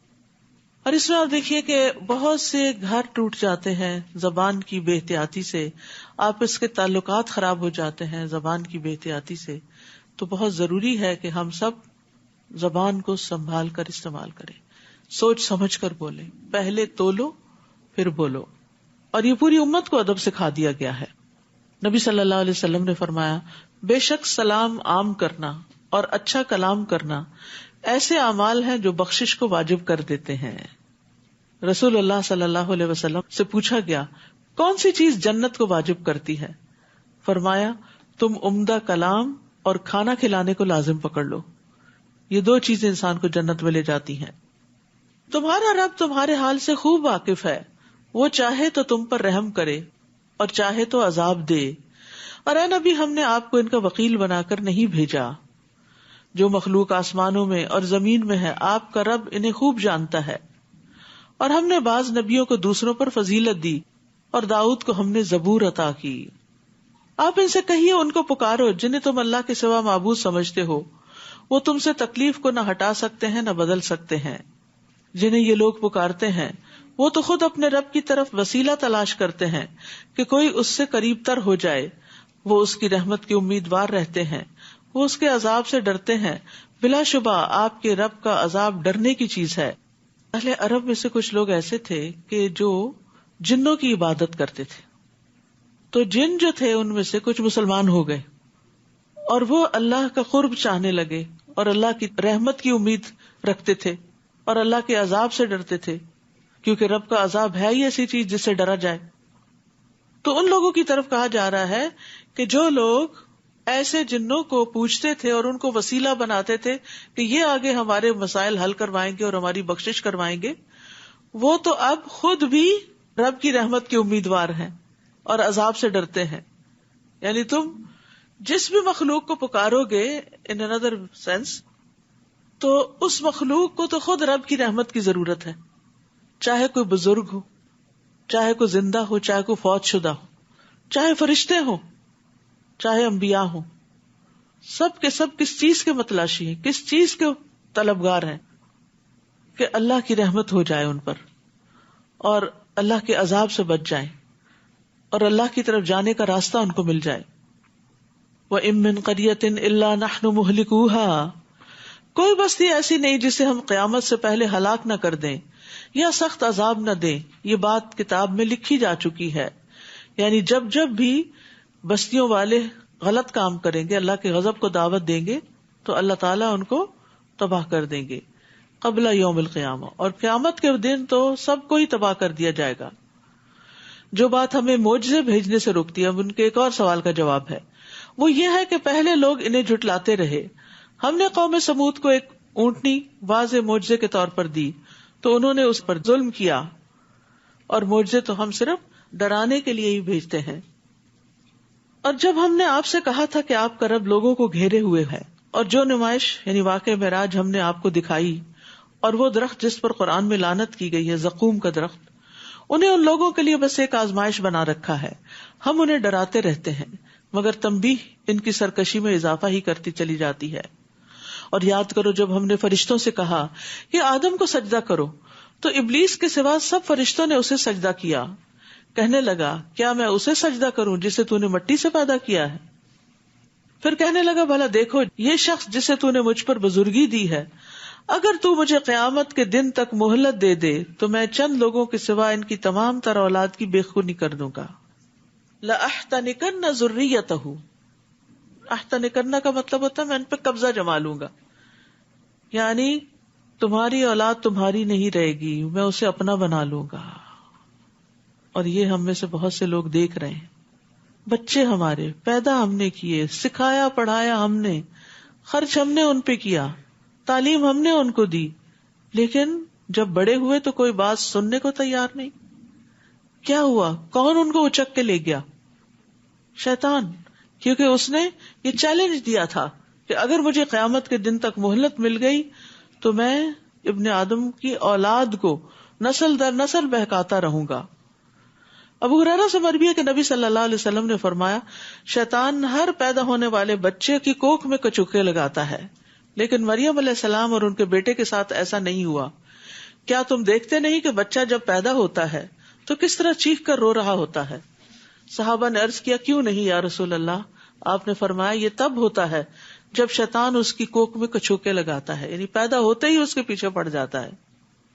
ابن عباس کہتے ہیں جب بچہ پیدا ہوتا ہے تو شیطان اس کو کچوکا لگاتا ہے، بس اگر وہاں اللہ کا ذکر کیا جائے تو وہ چلا جاتا ہے، اور اگر نہ لیا جائے اللہ کا نام تو بچے کے دل پہ جم جاتا ہے، وہیں سے وہ اس کو اپنا بنا لیتا ہے. تو اس لیے جتنی بھی مسلمان بیٹیاں ہیں، مائیں ہیں، خاص طور پر اس بات کا اہتمام کریں کہ جس وقت بچے کی پیدائش کا وقت ہو اس وقت پاس یا قرآن لگا ہوا ہو یا کوئی پڑھ رہا ہو، یعنی ذکر اذکار اس وقت کیا جائے تاکہ شیطان جو ہے وہ اس وقت بچے پہ حاوی نہ ہو سکے. اللہ تعالیٰ نے فرمایا جا تجھے مہلت دی جاتی ہے، پھر اولاد آدم میں سے جو بھی تیرے پیچھے لگے گا تو تجھ سمیت جہنم ہی پورا بدلہ ہے، یعنی تو بھی اور تیرے فالوورز سبھی جہنم میں آئیں گے. اور مہلت میں کیا تھا؟ اور انہیں گھبراہٹ میں ڈال جنہیں تو اپنی آواز سے گھبراہٹ میں ڈال سکتا ہے. اور اس میں مفسرین نے کہا ہے کہ شیطان کی جو صوت ہے وہ بانسری، باجے اور میوزک کی چیزیں ہیں، یہ سب شیطانی آوازیں ہیں کہ جس کے ذریعے وہ بندوں کو پھسلاتا ہے. اپنے سوار اور پیادے ان پہ چڑھا لا، مال اور اولاد میں ان کا شریک بن، یعنی تجھے کھلی چھٹی ہے، جس طرح تو چاہے کام کر، انڈیویجلی انہیں بہکا سکتا ہے تو انڈیویجلی بہکا لے، کیونکہ جتنے انسان اس کی قدرت سے باہر نکلتے ہیں ان پر اتنی زیادہ وہ محنت کرتا ہے. اور ان سے وعدے کر، اور شیطان جو بھی وعدہ کرتا ہے وہ بس دھوکے کا ہی ہوتا ہے. ان عبادی لیس لک علیہم سلطان وکفی بربک وکیلا، جو میرے بندے ہیں ان پر تیرا قطعاً بس نہیں چلے گا، میرے بندوں پر تیرا بس نہیں چلے گا، چاہے تو ان پر کتنی بھی محنت کرے. اور اے نبی، آپ کے لیے آپ کے رب کا کارساز ہونا کافی ہے، یعنی شیطان کے مقابلے میں آپ رب کی مدد حاصل کریں، کیونکہ آپ کا شیطان مسلمان ہو گیا تھا.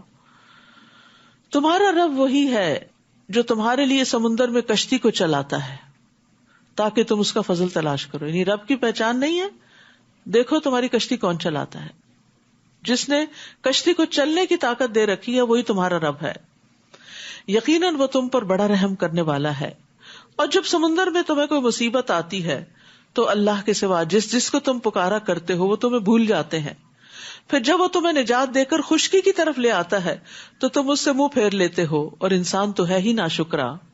کیا تم اس بات سے بے خوف ہو گئے کہ وہ تمہیں خشکی پر ہی زمین میں دھسا دے، یا تم پر ایسی آندھی بھیج دے جس میں پتھر ہوں، پھر تمہیں اپنے لیے کوئی کارساز نہ ملے.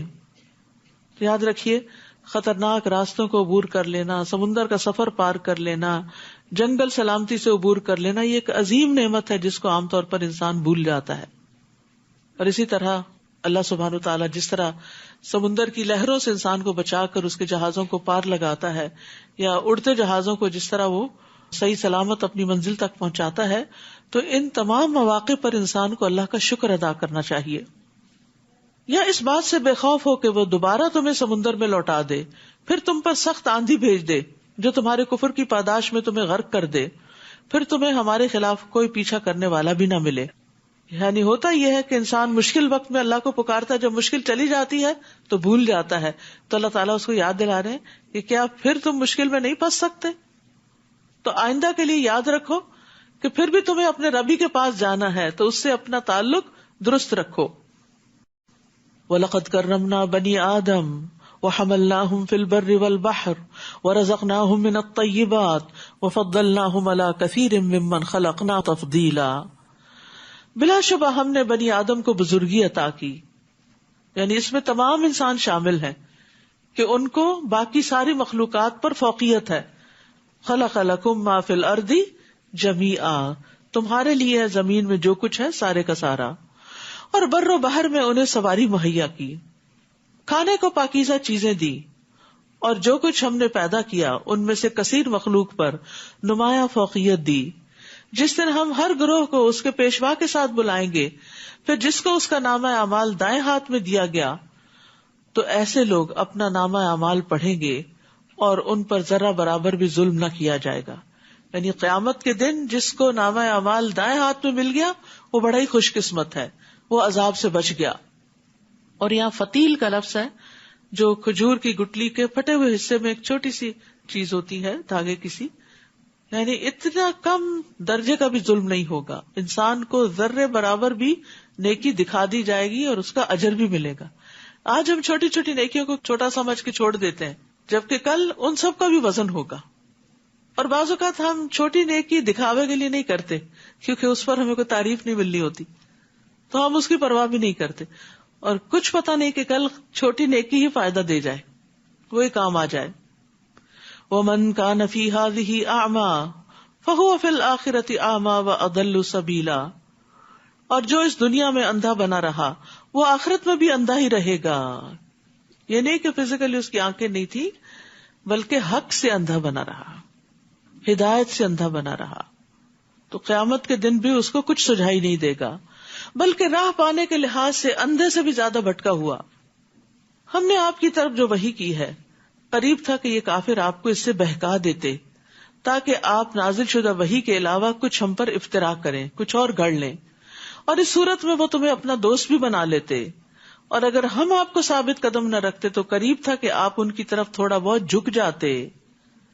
تو یاد رکھیے، ایمان میں ثابت قدمی اللہ کی طرف سے ملتی ہے. ابن قیم کہتے ہیں بندہ پلک جھپکنے کی دیر میں بھی اللہ سے بے نیاز نہیں ہو سکتا، کیونکہ وہی تو اسے ثابت قدم رکھتا ہے. یعنی اگر اللہ ثابت قدم نہ رکھے تو زمین و آسمان بھی اپنی جگہ پر قائم نہ رہے اور انسان کا ایمان بھی قائم نہ رہے. اسی لیے ربنا لا تزغ قلوبنا بعد اذ ہدیتنا کی دعا کی جاتی ہے. اور یہ دعا بھی بڑی زبردست ہے. اللہم رحمتک ارجو فلا تکلنی الی نفسی طرفۃ عین واصلح لی شانی کلہ لا الہ الا انت. کہ اللہ ایک لمحے کے لیے بھی مجھے میرے نفس کے حوالے نہ کرنا، ایک لمحے کے لیے بھی، کیونکہ وہی لمحہ ہو سکتا ہے کہ شیطان اچک کے لے جائے. اس صورت میں ہم آپ کو زندگی میں بھی دگنی سزا دیتے اور مرنے کے بعد بھی، پھر ہمارے مقابلے میں آپ کوئی بھی مددگار نہ پاتے. قریب تھا کہ یہ لوگ آپ کو اس سرزمین مکہ سے دل برداشتہ کریں تاکہ آپ کو یہاں سے نکال دیں، اور ایسی صورت میں آپ کے بعد یہ لوگ بھی یہاں زیادہ دیر نہ ٹھہر سکیں گے. تو یاد رکھیے، دوسروں کو در بدر کرنے والا خود بھی کہیں زیادہ دیر نہیں ٹکا کرتا. دوسروں کا برا چاہنے والا دراصل اپنا برا چاہ رہا ہوتا ہے. ہم نے آپ سے پہلے جو رسول بھیجے ان میں ہمارا یہی دستور رہا ہے، اور ہمارے اس قانون میں آپ تفاوت نہیں پائیں گے. اقم الصلاۃ لدلوک الشمس الی غسق اللیل وقرآن الفجر ان قرآن الفجر کان مشہودا. آپ زوال آفتاب سے لے کر رات کے اندھیرے تک نماز قائم کیجیے، اور فجر کے وقت قرآن پڑھنے کا التزام کیجیے، کیونکہ فجر کے وقت قرآن پڑھنا مشہود ہوتا ہے. مشہود ہونے کا مطلب کیا ہے کہ اس وقت فرشتے حاضر ہوتے ہیں. یہاں قرآن الفجر سے مراد فجر کی نماز ہے جس میں طویل قرات کی جاتی. یہ تو آپ کو معلوم ہوگا کہ سارے دن کی نمازوں کے مقابلے میں فجر کی اگرچہ رکعتیں 2 ہیں لیکن ان میں تلاوت لمبی کرنی چاہیے. امام تو کرتے ہی ہیں، لیکن آپ سب بھی اپنے دن میں جتنی صورتیں نماز میں پڑھتے ہیں ان کے مقابلے میں فجر کی نماز میں زیادہ لمبی صورت پڑھیں. لیکن بہت سے لوگ جن کو پھر نیند آتی ہے تو وہ چھوٹی سی صورت پڑھ کے بس سونے کی کرتے ہیں کہ پھر اٹھ کے کام پہ جانا ہے. لیکن جب ویکینڈ ہو کم از کم اس وقت اہتمام کریں. جمعے کے دن تو آپ صلی اللہ علیہ وسلم پہلی رکعت میں الف لام میم السجدہ اور دوسری رکعت میں سورۃ الدہر پڑھا کرتے تھے.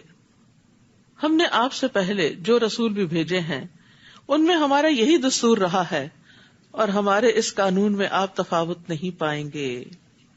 تو یاد رکھیے کہ فجر کے وقت فرشتوں کی حاضری ہوتی ہے. نبی صلی اللہ علیہ وسلم نے فرمایا رات کے فرشتے اور دن کے فرشتے فجر کی نماز میں جمع ہوتے ہیں. اور ابو ہریرہ نے کہا اگر تم چاہو تو یہ آیت پڑھ لو، یعنی اسی آیت کو پڑھ کے بتایا.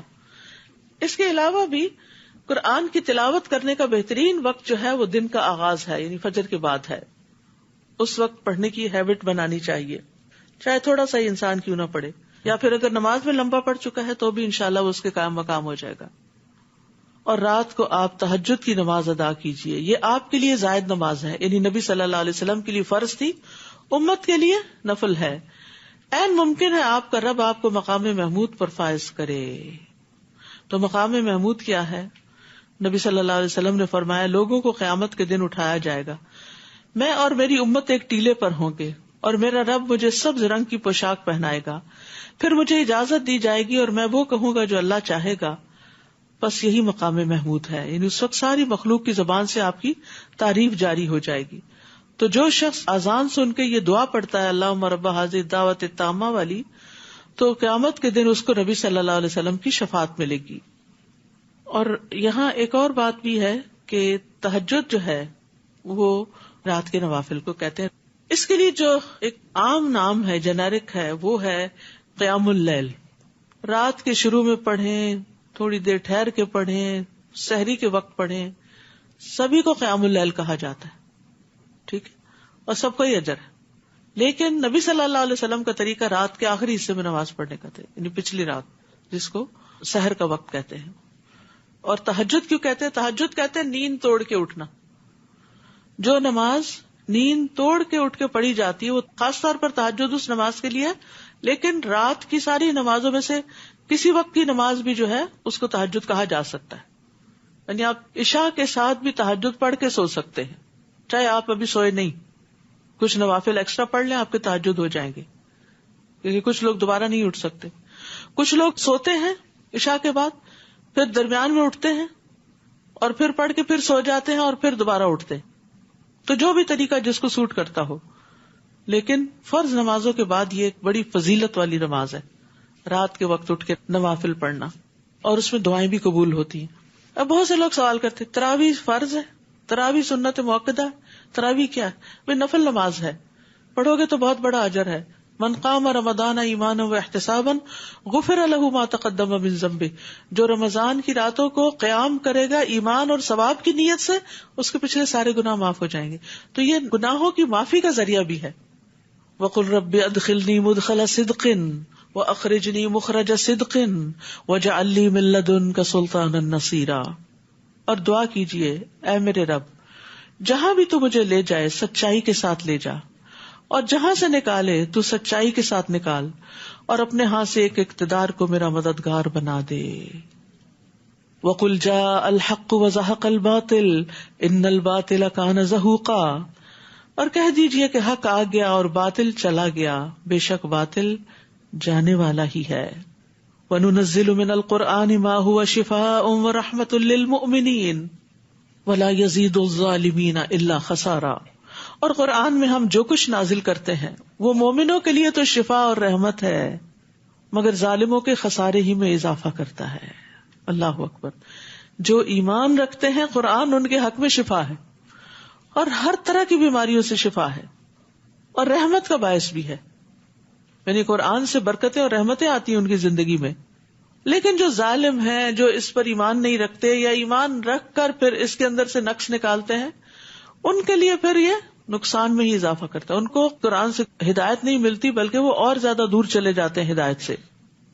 مجاہد اور قتادہ کہتے ہیں جو بھی اس قرآن کے ساتھ مجلس اختیار کرتا ہے، اکیلے یا سب کے ساتھ مل کے، جیسے ہم یہاں بیٹھے ہوئے ہیں، تو جب وہ اٹھ کر جاتا ہے یا تو وہ اضافے کے ساتھ اٹھتا ہے یا کمی کے ساتھ اٹھتا ہے.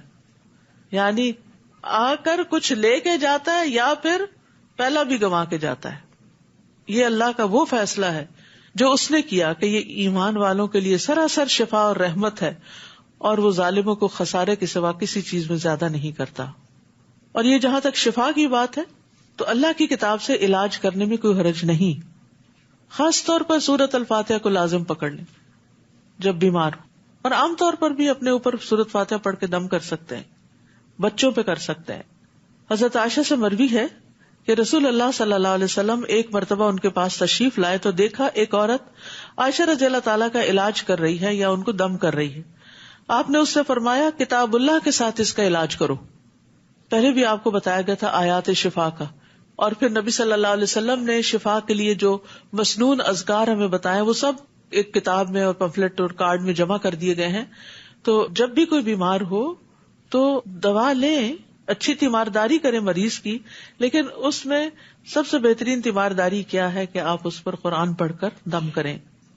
اور اسی طرح یہاں یہ کہا گیا کہ ظالموں کے خسارے میں اضافہ کرتا ہے، تو ہمیں اپنے آپ کو ظلم سے بچانا چاہیے. ظلم کرنے والے قرآن سے فائدہ نہیں اٹھا سکتے. ظلم کیا ہے؟ کسی کو اس کے حق سے محروم کر دینا، چاہے ایک ماں جو بچے کو دودھ نہ پلا کے اس کے حق سے محروم کرتی ہے، یا کسی سے کوئی کام لے کر اس کو پوری اجرت نہ دینا جو اس سے طے کی گئی ہو. یا اسی طرح کی اور بھی گھریلو زندگی میں آپ مثالیں دیکھ سکتے ہیں کہ جیسے شوہر کا حق نہ دینا، شوہر کا بیوی کو حق نہ دینا، بچوں کو اگنور کر دینا، ان کی ضروریات پوری نہ کرنا، ان کی صحیح تربیت نہ کرنا، ان کے اندر ایمان نہ پیدا کرنا. تو ظلم کی کئی قسمیں ہیں. کل بھی میں نے 3 قسمیں بتائی تھی، اللہ اور بندے کے بیچ میں، بندوں اور بندوں کے بیچ میں، اور اللہ کے بارے میں، یعنی جیسے شرک. تو جو ظالم ہوتے ہیں، یعنی توبہ نہیں کرتے، دوسروں پر زیادتی کرتے ہیں، قرآن ان کو فائدہ نہیں دیتا. اور جب ہم انسان پر انعام کرتے ہیں تو وہ منہ پھیرتا ہے اور اپنا پہلو موڑ لیتا ہے. نعمتیں جب ملتی ہیں تو بے وفائی کرتا ہے، اور جب اسے کوئی مصیبت پڑتی ہے تو مایوس ہو کے رہ جاتا ہے. لیکن مومن کیا کرتا ہے؟ نعمت ملتی ہے تو شکر کرتا ہے، مصیبت آتی ہے تو صبر کرتا ہے.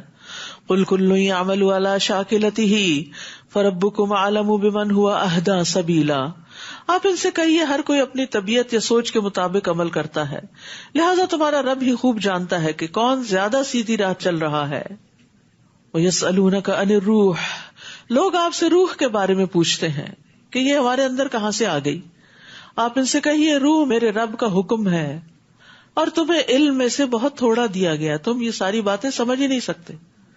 اب دیکھیے کہ سرٹن چیزوں کو سمجھنے کے لیے ایک سرٹن لیول کا علم ہونا ضروری ہے. مثال کے طور پر کسی مریض کے مرض کو پہچاننے کے لیے ڈاکٹر بننا ضروری ہے. ایک سرٹن لیول کا آپ کے پاس علم نہ ہو تو آپ اس بیماری کو نہیں سمجھ سکتے، صحیح طور پر ڈائگنوز نہیں کر سکتے، صحیح تشخیص نہیں کر سکتے. تو اسی طرح روح کے مسئلے کو سمجھنے کے لیے آپ کے پاس ایک سرٹن لیول کا علم ہونا چاہیے. وہ ہے ہی نہیں، وہ دنیا میں نہیں ہے، تو کہاں سے حاصل کرو گے اور کہاں سے روح کو سمجھو گے؟ تو اس لیے فی الحال دنیا میں یہ بس اتنا ہی جان لو کہ یہ رب کے امر سے آتی ہے تمہارے اندر، اور جب رب کا امر آتا ہے تو چلی بھی جاتی ہے. نہ ہم اس کے آنے پہ کوئی کنٹرول رکھتے کہ ہم نے نہیں آنے دینا، اور نہ اس کے جانے پر. یہ آزاد پنچھی ہے، اللہ کے حکم سے ہی ہے. آتی ہے تو زندگی لاتی ہے اور جاتی ہے تو زندگی بجھ جاتی ہے. اور جو کچھ ہم نے آپ کی طرف وحی کی، اگر ہم چاہیں تو اسے لے جائیں، پھر ہمارے مقابلے میں آپ کو کوئی ایسا مددگار نہ ملے جو اسے واپس لا سکے، الا یہ کہ آپ کا رب ہی مہربانی فرما دے، کیونکہ آپ پر اس کا بہت بڑا فضل ہے. آپ ان سے کہیے کہ اگر تمام انسان اور جن سب مل کر قرآن جیسی کوئی چیز بنا لائیں تو نہ لا سکیں گے، خواہ وہ سب ایک دوسرے کے مددگار ہی کیوں نہ ہو. میں نے جیسے پہلے عرض کیا تھا نا کہ سورۃ بنی اسرائیل جو ہے اس میں قرآن کا ذکر بہت آتا ہے. نبی صلی اللہ علیہ وسلم رات کو اسے سونے سے پہلے پڑھا کرتے تھے، اور آپ فرماتے تھے کہ یہ میرے قدیم مال میں سے، یعنی ابتدائی دور کی صورتوں میں سے ہے. تو ابتدائی دور کی صورتوں میں عموماً توحید کے دلائل دیے جاتے ہیں، قرآن کی اوتھینٹسٹی کو ثابت کیا جاتا ہے. ہم نے اس قرآن میں لوگوں کو ہر طرح کی مثال کو مختلف طریقے سے بیان کیا ہے، مگر اکثر لوگوں نے اسے تسلیم نہ کیا، بس کفر ہی کرتے گئے. یعنی اللہ تعالیٰ نے سمجھانے میں کوئی کسر نہیں چھوڑی، لیکن کچھ لوگ جو ظالم ہوتے ہیں ان کو سمجھ نہیں آتی، اور کہنے لگے ہم اس وقت تک آپ پر ایمان نہ لائیں گے جب تک آپ ہمارے لیے زمین سے چشمہ نہ جاری کر دیں، یا آپ کا کھجوروں اور انگوروں کا باغ ہو تو آپ اس میں جا بجا نہریں بہا دیں، یا آپ آسمان کو ٹکڑے ٹکڑے کر کے ہم پر گرا دیں جیسے آپ کا دعویٰ ہے، یا اللہ اور فرشتوں کو سامنے لے آئیں، یا آپ کے لیے سونے کا کوئی گھر ہو، یا آپ آسمان میں چڑھ جائیں اور ہم آپ کے چڑھنے کو بھی نہ مانیں گے. لا حول ولا قوت الا باللہ. حتیٰ کہ آپ ہم پر کتاب نازل کریں جس کو ہم پڑھ لیں. آپ ان سے کہیے پاک ہے میرا رب، میں تو محض ایک انسان ہوں پیغام پہنچانے والا. بات ہی ختم، جھگڑے ختم. بعض اوقات ایسا ہوتا ہے زندگی میں کہ کوئی شخص آپ سے بے پناہ حجتیں کرتا ہے، یہ بھی غلط ہے، یہ کیوں ہے، یہ کیوں ہے، یہ کیوں ہے، تو آپ اس کے جواب میں ایک بات سے اپنی بات ختم کر سکتے. ضروری نہیں ہوتا کہ ہر وقت دوسروں کو بہت لمبے چوڑے دلائل سے سمجھایا جائے. جیسے بچے ہوتے ہیں نا، بعض اوقات بڑے ناروا مطالبات کرتے ہیں، انہیں سیل فون چاہیے، انہیں گاڑی چاہیے، بس وہ انتظار کرتے رہتے ہیں کب نیا مطالبہ کریں. اور جب آپ کہتے ہیں یہ نہیں ہو سکتا تو پھر وہ ناراض ہوتے ہیں، پھر وہ ایک کے بعد ایک دلیل لاتے ہیں آپ کے پاس، پھر ایموشنلی بلیک میل کرتے ہیں. ان کے سر سے وہ بات نکلتی ہی نہیں، ایک ہی بات ہوتی ہے، بس انہیں وہ چاہیے. تو ایسے میں جو چیز تو درست ہے بہت زیادہ بیچاروں کو منتیں ترلے ہی نہ کرنے دیں. جو چیز ضرورت ہے خود ہی لے دیں، لیکن جو ضرورت کی نہیں اور نہیں لے کے دینی، جب ایک دفعہ اگر آپ نے نہ کر دی تو پھر یہ نہیں 2-4 دفعہ ستائیں تو پھر آپ نے اچھا یہ لو نہیں. اب یہ جو اتنے مطالبے اہل مکہ کرتے تھے تو یہ تھوڑی کیا گیا کہ اچھا تم اتنا جو تنگ کر رہے ہو تو یہ لو مطالبے تمہارے پورے ہو گئے. نہیں، جو چیز فائدے کی نہیں، جو کام کرنے کا نہیں، اس کو نہیں کرنا. اور بچوں کو بھی یہ پتا ہونا چاہیے کہ اس بات پر نہ ہو چکی ہے، اب دوبارہ نہیں بات کرنے کی. اصل میں کیوں نہیں مانے گئے مطالبے؟ کیونکہ اگر یہ مان لیا جاتا نا تو تھوڑے دن کے بعد ایک نیا سیٹ آف مطالبات آ جاتا اور پھر اور آ جاتا. تو کیا نبی صلی اللہ علیہ وسلم کا کام یہی تھا کہ وہ لوگوں کو کرشمے دکھاتے رہے اور ان کو مسحور کرتے رہے اور ان کو چمبے میں ڈالتے رہے، اچھا یہ ہے وہ ہے، حیران کن چیزیں بتاتے رہے اور ہدایت کا کام نہ کرے، تعلیم نہ دے؟ تو اس لیے جہاں بھی کوئی آپ کو بہت زج کرے اور بہت لمبی چوڑی باتیں کرے، وہاں مختصر بات کرنا سیکھیے. کیا کہا؟ قل، ان ساری باتوں کے جواب میں سبحان ربی، پاک ہے میرا رب. وہ لا سکتا سارے معجزے، لیکن ہل کنت الا بشرا رسولا، کیا میں ایک بشر رسول کے سوا کچھ اور بھی ہوں؟ یہاں یہ بات بھی پتہ چلتی ہے کہ نبی صلی اللہ علیہ وسلم اللہ کے رسول ضرور تھے اور اس کے ساتھ بشر بھی تھے. یہ جو ہم نے ایک جھگڑا کھڑا کر رکھا ہے نا کہ آپ نور سے پیدا ہوئے اور آپ انسان نہیں تھے اور آپ کا سایہ نہیں تھا، یہ ریلیونٹ باتیں ہیں. آپ کے آنے کا مقصد سمجھیے. آپ کے آنے کا مقصد لوگوں کو مسحور کرنا نہیں تھا، یا عجیب و غریب باتیں دکھاتے رہنا نہیں تھا، یا اپنی ذات کے بارے میں عجیب و غریب باتیں بتانا مقصود نہیں تھا. آپ اپنے آپ کو منوانے نہیں آئے تھے، آپ تو اللہ کا پیغام سنانے آئے تھے. تو اسی طرح داعی دین کو بھی اپنے مقصد پہ فوکس ہونا چاہیے. بعض اوقات ہم ایسی چیزوں سے لوگوں کو دین کی طرف لانا چاہتے ہیں کہ ہائے وہ کسی طرح اٹریکٹ ہو جائیں. بات یہ کہ جس کے اندر سچی طلب ہے وہ آپ کی سچی بات سے ہی اٹریکٹ ہو جائے گا. اخلاص میں بڑا وزن ہوتا ہے. اپنے اندر سنسیئرٹی پیدا کریں، اپنے کاموں کو اللہ کی خاطر کریں، تو اس میں آپ دیکھیں گے کہ سمپل طریقے سے بھی کوئی کام آپ کرتے ہیں تو بہت اچھا ہو جاتا ہے. بعض اوقات کسی 5 اسٹار ہوٹل میں آپ کو وہ سہولت نہیں ملتی کھانے کی جو آپ اپنے مٹی کی ہنڈیا میں کچھ بنا کے ٹیسٹ حاصل کر سکتے ہیں. تو بہت سی سمپل چیزیں، بیسک چیزیں ایسی ہوتی ہیں کہ جو بہت بہترین ہوتی ہیں. یہ صرف دھوکا ہوتا ہے نظر کا کہ چکا چوند والی چیزوں کی طرف انسان زیادہ اور راغب ہو جاتا ہے اور متاثر ہو جاتا ہے ان سے. تو انسان کو حقیقت پسند ہونا چاہیے. لوگوں کے پاس ہدایت آ جانے کے بعد انہیں ایمان لانے سے صرف یہ بات روکتی ہے جو وہ کہتے ہیں کیا اللہ نے انسان کو رسول بنا کے بھیجا؟ آپ ان سے کہیے اگر زمین میں فرشتے اطمینان سے چل پھر رہے ہوتے تو ہم آسمان سے ان کے لیے کوئی فرشتہ ہی رسول بنا کے بھیجتے. جب تم انسان ہو تو تمہارے لیے ایک رول ماڈل انسان کی شکل میں ہی آنا چاہیے. کیونکہ مقصد پہ غور کرو، مقصد پہ نظر رکھو کہ رسول کے آنے کا مقصد کیا ہے. آپ ان سے کہیے میرے اور تمہارے درمیان بس اللہ کی گواہی کافی ہے. وہ یقیناً اپنے بندوں سے باخبر ہے اور سب کچھ دیکھ رہا ہے.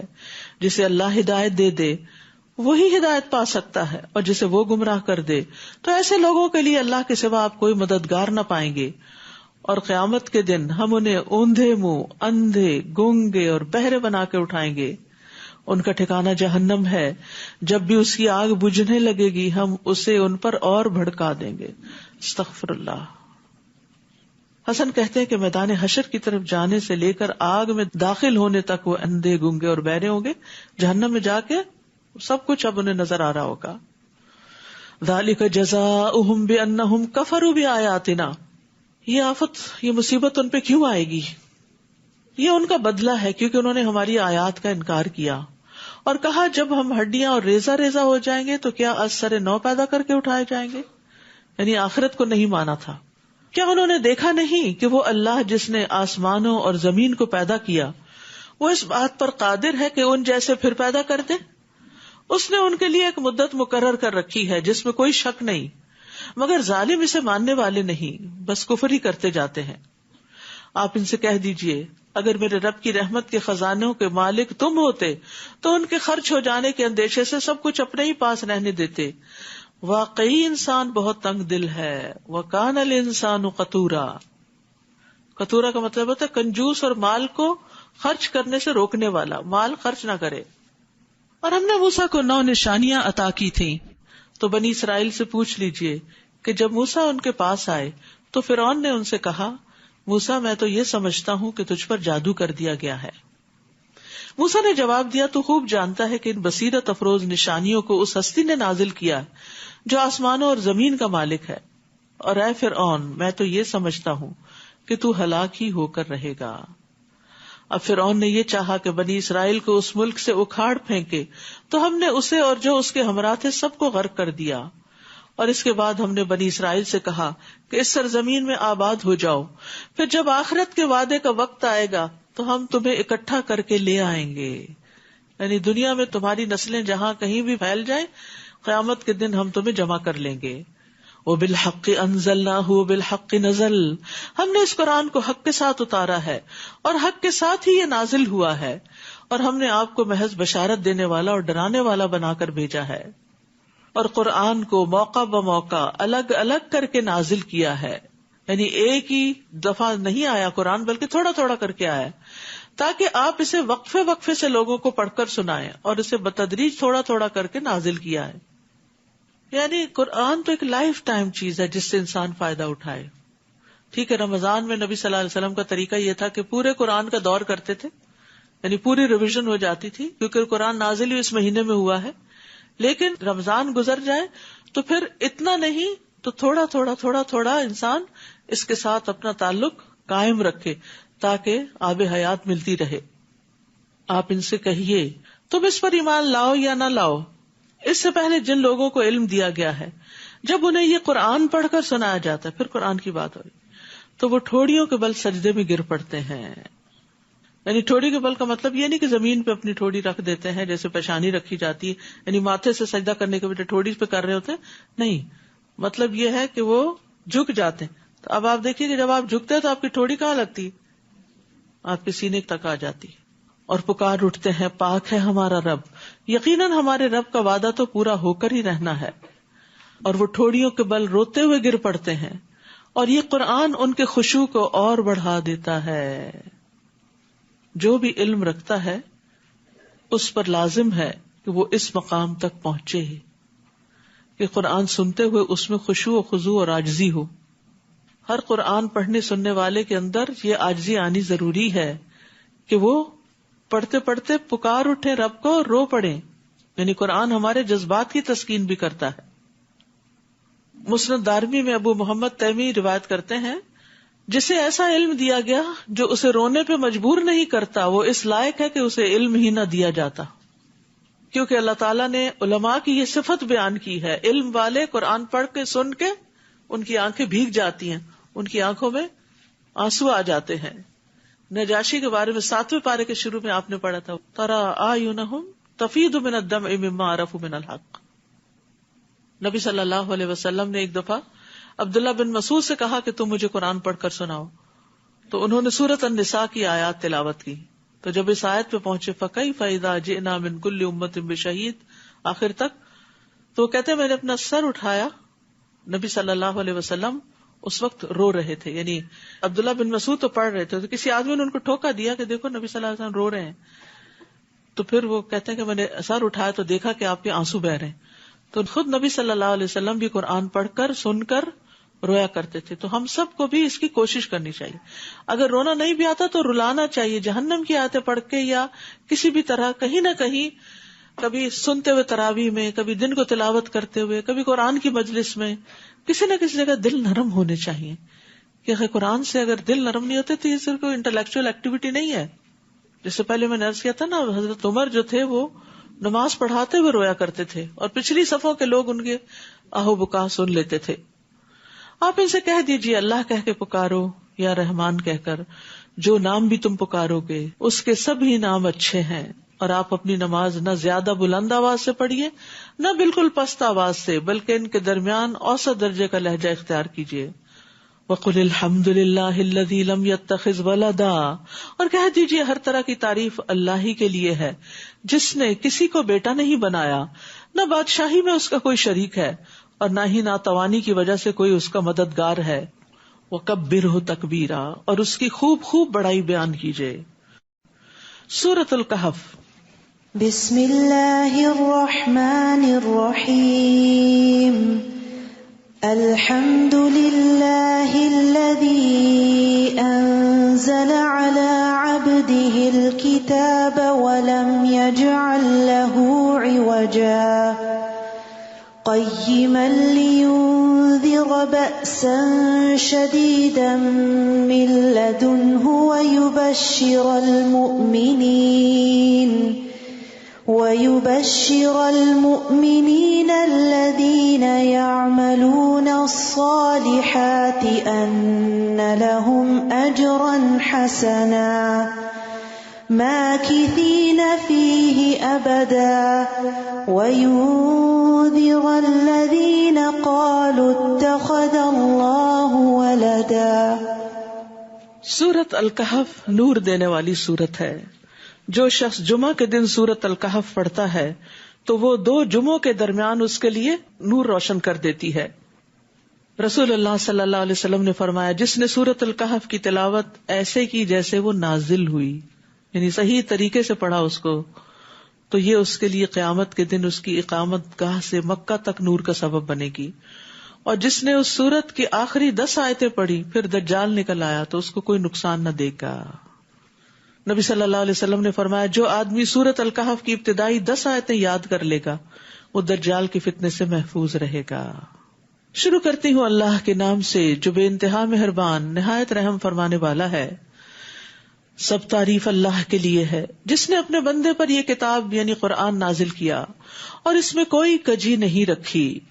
یہ سیدھا رستہ بتانے والی کتاب ہے تاکہ لوگوں کو اللہ کے سخت عذاب سے ڈرائے، اور ایمان والوں کو جو نیک عمل کرتے ہیں یہ بشارت دے کہ ان کے لیے اچھا اجر ہے جس میں وہ ہمیشہ رہا کریں گے، اور ان لوگوں کو ڈرائے جو کہتے ہیں کہ اللہ نے کسی کو بیٹا بنا لیا۔ اس بات کا نہ انہیں خود کچھ علم ہے نہ ان کے باپ دادا کو تھا، بہت ہی سخت بات ہے جو ان کے منہ سے نکلتی ہے، جو کچھ وہ کہتے ہیں سراسر جھوٹ ہے۔ آپ شاید ان کے پیچھے اپنے آپ کو ہلاک کر ڈالیں اس غم سے کہ یہ لوگ قرآن پر ایمان کیوں نہیں لاتے۔ یہ تھا نبی صلی اللہ علیہ وسلم کا غم، اور اتنا غم کہ گویا آپ اپنے آپ کو ہلاک کر ڈالیں گے۔ ہمارے غم کیا ہیں؟ پھر ہم اپنے آپ کو آپ کی امت میں سے قرار دیتے ہیں۔ جو کچھ زمین پر موجود ہے اسے ہم نے اس زمین کی زینت بنا دیا ہے تاکہ ہم انہیں آزمائیں کہ ان میں سے کون اچھے عمل کرتا ہے۔ یعنی دنیا میں اللہ نے طرح طرح کی اٹریکشنز رکھ دی ہیں، لیکن ان سب میں ہمارا امتحان ہے کہ ان کے اندر رہتے ہوئے ہم اللہ کو کتنا یاد کرتے ہیں۔ یہ چیزیں ہمیں اللہ کی یاد دلاتی ہیں یا اللہ ہی سے غافل کر دیتی ہیں۔ یہ جو کچھ زمین پر ہے ہم اسے چٹیل میدان بنا دینے والے ہیں، یہ سب ختم ہو جائے گا۔ کیا آپ یہ سمجھتے ہیں کہ غار والوں اور کتبہ والوں کا معاملہ ہماری نشانیوں میں سے کوئی بڑی عجیب نشانی تھا؟ اصحاب الکہف کا قصہ یہاں بیان ہو رہا ہے۔ جب ان نوجوانوں نے غار میں پناہ لی تو کہنے لگے، اے ہمارے رب، اپنی جناب سے ہمیں رحمت عطا فرما اور اس معاملے میں ہمیں رہنمائی عطا کر۔ یہ کچھ نوجوان تھے جو ایمان لے آئے تھے، جو توحید پر تھے، جبکہ ان کے وقت کا بادشاہ اور سب لوگ جو تھے وہ شرک پر تھے اور شرک ہی کی طرف بلاتے تھے۔ تو انہوں نے اپنا دین بچانے کے لیے ہجرت کی تھی۔ ہجرت چونکہ نبی صلی اللہ علیہ وسلم بھی ہجرت کرنے والے تھے تو اس موقع پر یہ صورتیں نازل ہوئی۔ تو اس سے یہ پتہ چلتا ہے کہ اگر کسی جگہ پر رہ کر انسان کا دین ایمان خطرے میں ہو تو اسے وہاں سے نکل جانا چاہیے، کیونکہ زمین وسیع ہے اور ایسی جگہ تلاش کرنی چاہیے جہاں وہ اللہ کی عبادت کر سکے، اور اس جگہ پر نہ رہے جہاں اس کے لیے فتنہ ہو۔ ہم دیکھتے ہیں کہ ہر دور میں لوگوں نے دین کی خاطر اپنا گھر بار، رشتہ دار، اموال، اولاد سب کچھ چھوڑ دی۔ اسی طرح فتنوں سے بچنے کے لیے بھی رسول اللہ صلی اللہ علیہ وسلم نے فرمایا، وہ زمانہ قریب ہے جب مسلمان کا بہترین مال بکریاں ہوں گی جن کو لے کے وہ پہاڑوں کی چوٹیوں اور بارش کے مقامات کی طرف نکل جائے گا۔ وہ فتنوں سے راہ فرار اختیار کر کے اپنے دین کو بچا لے گا۔ یعنی ایسی جگہوں پہ رہنے کی بجائے جہاں پر دین پہ عمل کرنا مشکل ہے، اس جگہ کو چھوڑ کر وہاں چلا جائے گا جہاں اس کے لیے سہولت ہوگی، کیونکہ آخرت میں یہ نہیں پوچھا جائے گا کہ دنیا کتنی کمائی، یہ پوچھا جائے گا کہ دین کتنا بچایا۔ تو ہم نے انہیں اس غار میں تھپکی دے کر کئی سال تک کے لیے سلا دیا، پھر ہم نے انہیں اٹھایا تاکہ معلوم کریں کہ ہر دو فریق میں سے کون اپنی مدت قیام کا ٹھیک حساب رکھتا ہے۔ ہم آپ کو ان کا بالکل سچا واقعہ بتاتے ہیں۔ وہ چند نوجوان تھے جو اپنے رب پر ایمان لے آئے تھے، اور ہم نے انہیں مزید رہنمائی بخشی، اور ہم نے ان کے دلوں کو اس وقت مضبوط کر دیا جب انہوں نے کھڑے ہو کر اعلان کیا کہ ہمارا رب تو وہی ہے جو آسمانوں اور زمین کا رب ہے، ہم اس کے سوا کسی کو الہ نہیں پکاریں گے۔ اگر ہم ایسا کریں تو یہ بعید از عقل بات ہوگی۔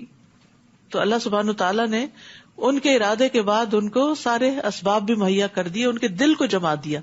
یاد رکھیے، جب سچی نیت اور اخلاص کے ساتھ انسان کسی نیکی کے کام کا ارادہ کر لیتا ہے تو اللہ تعالیٰ اس کے لیے رستے بھی بنا دیتا ہے۔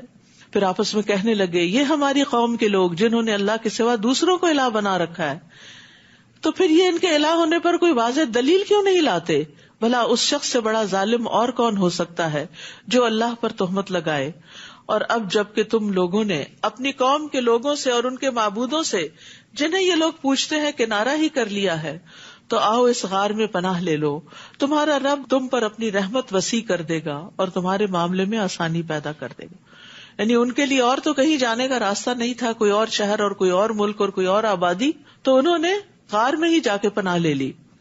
آپ دیکھیں گے کہ جب سورج نکلتا ہے تو ان کی غار سے دائیں طرف ہٹ رہتا ہے، اور جب غروب ہوتا ہے تو بائیں طرف کترا کر غروب ہوتا ہے، یعنی ان کے اوپر ڈائریکٹ سن نہیں پڑتا. اور وہ نوجوان اس غار کی وسیع جگہ میں لیٹے ہیں، یعنی کافی اسپیشیس ہے جہاں جا کے وہ سو رہے ہیں. یہ اللہ کی نشانیوں میں سے ایک نشانی ہے. جسے اللہ ہدایت دے وہی ہدایت پا سکتا ہے، اور جسے وہ بھٹکا دے تو آپ اس کے لیے ایسا کوئی مددگار نہ پائیں گے جو اسے راہ راست پر لا سکے. آپ سمجھیں گے کہ وہ جاگ رہے ہیں حالانکہ وہ سو رہے ہیں، کیونکہ وہ سائیڈز بدلتے تھے. ہم ان کی دائیں اور بائیں کروٹ بدلتے رہتے ہیں، اور ان کا کتا اس غار کے دہانے پر اپنے بازو پھیلائے ہوئے ہے. اگر تو انہیں جھانک کر دیکھے تو دہشت کے مارے بھاگ نکلے. یعنی ایسا سین ہے وہاں کہ کوئی ٹھہر نہیں سکتا. یہ ساری اللہ تعالیٰ نے ان کی حفاظت کے لیے انتظام کر رکھے تھے. ان کے کروٹیں بدلوانا، ان کے کتے کو وہاں بٹھانا، اور پھر وہاں پر ایسا اندھیرا ہونا کہ کوئی وہاں داخل ہونے کی جرت نہ کرے. اسی طرح ہم نے انہیں اٹھایا 309 سال کے بعد. دن کے ابتدائی حصے میں گئے تھے اور اٹھے تھے آخری حصے میں، تاکہ وہ آپس میں کچھ سوال و جواب کریں. ان میں سے ایک نے کہا، بھلا تم کتنی مدت اس حال میں پڑے رہے؟ ان میں سے کچھ نوجوانوں نے کہا، یہی کوئی ایک دن یا دن کا کچھ حصہ. جیسے بہت گہری نیند سونے والا جب اٹھتا ہے تو اس کو پتہ نہیں چلتا کہ ٹائم کیا ہے. بعض اوقات آپ دن میں سو رہے ہوتے ہیں اور آپ سوچتے ہیں شاید رات ہے. اسی طرح وائس ورسا، یہی کوئی ایک دن یا دن کا کچھ حصہ. اور بعض نے کہا، یہ تو اللہ ہی خوب جانتا ہے کہ تم کتنی مدت اس حال میں پڑے رہے. اب یوں کرو کہ اپنا چاندی کا سکہ دے کر کسی کو شہر بھیجو کہ وہ دیکھے صاف ستھرا کھانا کہاں سے ملتا ہے. یاد رکھیے، توحید جو شرک سے بچ کے انسان کے اندر ایک پاکیزگی لاتا ہے، تو یہ پاکیزگی اس کے مزاج کا حصہ ہو جاتی.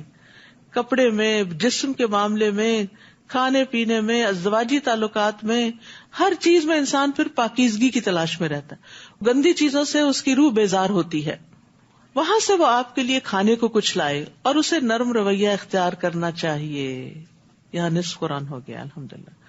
وہاں اسے نرم رویہ اختیار کرنا چاہیے، یعنی احتیاط کے ساتھ معاملہ کرے. ایسا نہ ہو کہ کسی کو آپ لوگوں کو پتا چل جائے. انہیں نہیں پتا تھا کہ اتنی مدت گزر چکی ہے، کیونکہ اگر ان لوگوں کا تم پہ بس چل گیا تو تمہیں سنگسار کر دیں گے یا پھر اپنے دین میں لوٹا لے جائیں گے. اس صورت میں تم کبھی فلاح نہ پا سکو گے. اس طرح ہم نے لوگوں کو ان نوجوانوں پر مطلع کر دیا تاکہ وہ جان لے کہ اللہ کا وعدہ سچا ہے اور قیامت بپا ہونے میں کوئی شک نہیں. جبکہ وہ آپس میں ان نوجوانوں کے معاملے میں جھگڑا کر رہے تھے، آخر ان میں سے کچھ لوگ کہنے لگے، یہاں ان پر ایک عمارت بنا دو. یعنی بالآخر لوگوں کو پتا چل گیا کہ یہ وہی بچے تھے جو گم گئے تھے اور پھر اب نکل آئے، کیونکہ ان کے پاس اس زمانے کے کوائنز تھے، پیسے تھے، کرنسی تھی، اور اسی طرح کی کچھ اور چیزیں بھی. تو پھر وہ ان کے نزدیک بہت پایس ہو گئے اور کہنے لگے کہ وہ فوت ہو گئے تھے، اب ان کی قبروں پہ مسجدیں بنا دو. ان کا معاملہ ان کا رب ہی خوب جانتا ہے. مگر جو لوگ اس جھگڑے میں غالب رہے انہوں نے کہا، ہم تو ان پہ مسجد بنائیں گے. تو یاد رکھیے کہ مسجد جو ہے وہ قبروں پہ نہیں بنانی چاہیے، کیونکہ مسجد اللہ کی عبادت کے لیے ہوتی. اور قبر کے پاس مسجد بنانے کا مطلب یہ ہے کہ قبر والوں کے لیے بھی کوئی دل میں ایسے جذبات ہیں کہ ان کو اللہ تعالیٰ کے اختیارات میں کہیں شریک کیا جائے. کچھ لوگ کہتے ہیں کہ یہ نوجوان 3 تھے، چوتھا ان کا کتا تھا. کچھ کہتے ہیں 5 تھے، چھٹا ان کا کتا تھا. یہ سب بے تکی ہانکتے ہیں. اور کچھ کہتے ہیں وہ 7 تھے اور 8واں ان کا کتا تھا. آپ ان سے کہیے، میرا رب ہی ان کی تعداد کو ٹھیک ٹھیک جانتا ہے، جسے چند لوگوں کے سوا دوسرے نہیں جانتے. اور عام طور پر مشہور ہے کہ 7 تھے، 7 سلیپرز. لہٰذا آپ سرسری سی بات کے علاوہ ان سے بحث میں نہ پڑیے. پھر وہی بات آ گئی نا کہ لوگ جب بہت زیادہ آرگیومنٹس کر رہے ہوں تو اس کو لمبا نہ کریں، اسے طول نہ دیں، بلکہ مختصر بات کریں. اور ان کے بارے میں کسی سے کچھ پوچھیے نہیں، نیز کسی چیز کے متعلق یہ بھی نہ کہیے کہ میں کل یہ ضرور کر دوں گا. کیونکہ جب نبی صلی اللہ علیہ وسلم سے ان کے بارے میں سوال کیا گیا تو آپ نے کہا میں کل بتا دوں گا. تو 15 دن تک وہی نہیں آئی. تو اس پر آپ کو کہا گیا کہ آپ کسی بھی کام کے بارے میں انشاءاللہ کے بغیر وعدہ نہ کریں. الا ان یشاء اللہ، الا یہ کہ اللہ چاہے. اور اگر آپ بھول کر ایسی بات کہہ دیں تو فوراً اپنے رب کو یاد کیجیے اور کہیے کہ امید ہے کہ میرا رب اس معاملے میں صحیح طرز عمل کی طرف میری رہنمائی کرے گا. وہ نوجوان اپنے غار میں 300 سال ٹھہرے رہے اور کچھ لوگوں نے 9 سال زیادہ شمار کیے. آپ ان سے کہیے اللہ ہی بہتر جانتا ہے جتنی مدت وہ ٹھہرے رہے، اسی کو آسمانوں اور زمین کی پوشیدہ باتیں معلوم ہیں، وہ کیا ہی خوب دیکھنے والا اور سننے والا ہے۔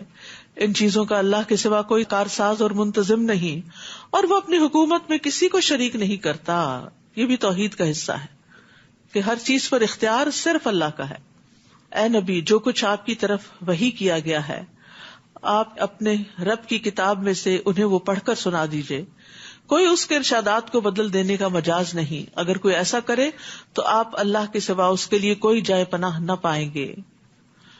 اور اپنے آپ کو ان لوگوں کے ساتھ مطمئن رکھیے جو صبح و شام اپنے رب کو پکارتے ہیں۔ نبی صلی اللہ علیہ وسلم کو تلقین کی جا رہی ہے کہ آپ غریب لوگوں کا ساتھ نہ چھوڑیے۔ کیسی صحبت ہونی چاہیے؟ ان لوگوں کی جو اللہ سے غافل نہ ہو، اللہ کو یاد کرتے رہیں، اور وہ اس کی رضا چاہتے ہیں۔ آپ کی آنکھیں ان سے ہٹنے نہ پائیں، یعنی یہ آپ کی آنکھوں کے تارے ہونے چاہیے کہ دنیاوی زندگی کی زینت چاہنے لگے، یعنی یہ قربانیاں کر کے جو اپنا گھر بار چھوڑ کے یہاں بیٹھے ہیں اصحاب الصفہ، غریب مسلمان، آپ ان سے اپنی نگاہ نہیں پھیریں گے۔ نہ ہی آپ ایسے شخص کی باتیں مانیے جس کا دل ہم نے اپنے ذکر سے غافل کر دیا ہے۔ غافل شخص کی بات نہیں ماننی چاہیے، وہ اپنی خواہش پر چلتا ہے اور اس کا معاملہ حد سے بڑا ہوا ہے۔ نیز آپ انہیں کہیے کہ حق تو وہ ہے جو تمہارے رب کی طرف سے آ چکا، اب جو چاہے اسے مان لے اور جو چاہے اس کا انکار کر دے۔ ہم نے ظالموں کے لیے ایسی آگ تیار کر رکھی ہے جس کی کناتیں اسے گھیرے ہوئے ہیں، اور اگر وہ پانی مانگیں گے تو انہیں پینے کو جو پانی دیا جائے گا وہ پگھلے ہوئے تانبے کی طرح گرم اور ان کے چہرے بھون ڈالے گا۔ استغفر اللہ۔ کبھی مائکرو ویو سے اچانک چائے نکال کے درجہ حرارت پتہ نہیں چلتا نا، کب ٹھنڈا ہی ہوتا ہے، انسان منہ میں ڈال بیٹھتا ہے تو کتنی تکلیف ہوتی ہے۔ کتنا برا ہے یہ مشروب اور کیسی بری ہے آرام گاہ۔ جو لوگ ایمان لائے اور نیک عمل کرتے رہے تو یقیناً ہم اس کا اجر ضائع نہیں کرتے جو اچھے کام کرتا ہو۔ یہی لوگ ہیں جن کے لیے ہمیشہ رہنے والے باغات ہیں جن کے نیچے نہریں بہ رہی ہیں، وہاں وہ سونے کے کنگنوں سے آراستہ کیے جائیں گے اور باریک ریشم اور اطلس کے سبز کپڑے پہنیں گے، وہاں وہ اونچی مسندوں پر تکیا لگا کے بیٹھیں گے۔ یہ کیسا اچھا بدلہ ہے اور کیسی اچھی آرام گاہ ہے۔ آپ ان سے ان دو آدمیوں کی مثال بیان کیجئے جن میں سے ایک کو ہم نے انگور کے 2 باغ عطا کیے تھے اور ان کے گرد کھجور کے درختوں کی باڑ لگائی تھی، اور ان دونوں کے درمیان قابل کاش زمین بنائی تھی۔ یہاں ایک اور قصہ بتایا جا رہا ہے۔ یہ دونوں باغ اپنا پورا پھل لائے اور بارآور ہونے میں کوئی کسر نہ چھوڑی، اور ان کے بیچوں بیچ ہم نے نہر جاری کر دی تھی۔ اسے ان درختوں کا پھل ملتا رہا تو ایک دن وہ گفتگو کے دوران اپنے ساتھی سے کہنے لگا، میں تجھ سے زیادہ مالدار ہوں اور افرادی قوت بھی زیادہ رکھتا ہوں، میرے چاہنے والے بھی بڑے ہیں۔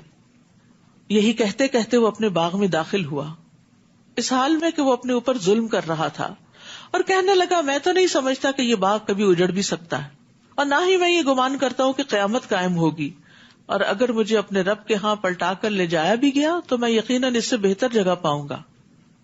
کیسے فریب میں ہوتا ہے انسان، غلط کام کرنے کے باوجود بھی وہ اپنے آپ کو حق پہ سمجھتا ہے۔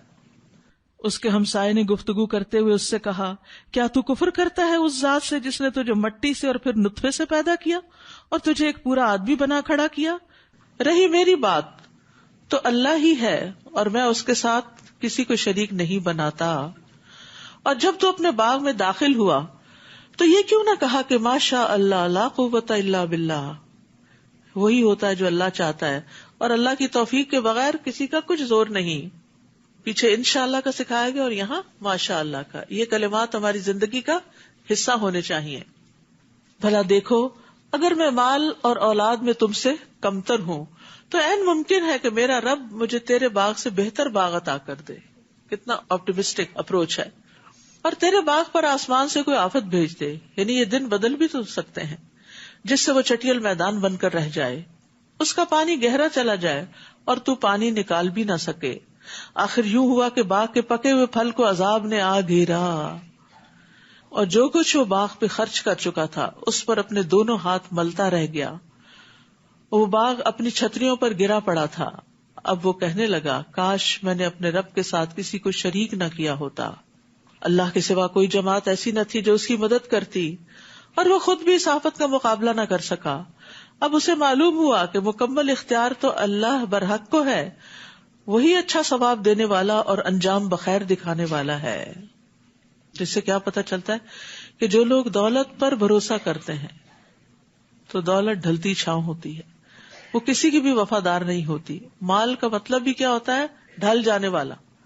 اسے ہمیشہ آپ کے پاس نہیں رہنا، وہ کسی نہ کسی وجہ سے وہ آپ سے کسی اور کی طرف چلا جائے گا. اس لیے جب تک وہ آپ کے پاس ہے خوب فائدہ اٹھا لیں، آخرت بنا لیں. نیزن کے لیے دنیا کی زندگی کی مثال بیان کیجیے. جیسے ہم نے آسمان سے پانی برسایا جس سے زمین کی نباتات گھنی ہوئی، پھر وہ نباتات ایسا بھس بن گئی جسے ہوائیں اڑائے پھرتی ہیں، اور اللہ ہر چیز پر مکمل اختیار رکھتا ہے.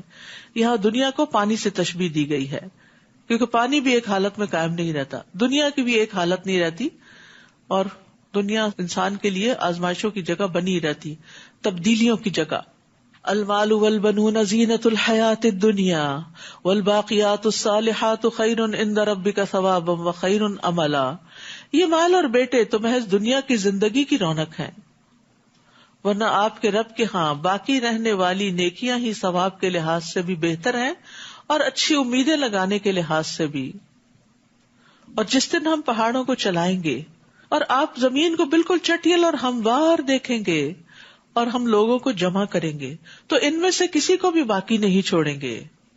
قیامت کے دن کوئی بھی بچ کے نہیں جا سکے گا، کوئی کہیں بھی نہیں چھپ سکے گا، اور وہ اپنے رب کے حضور صف بستہ پیش کیے جائیں گے.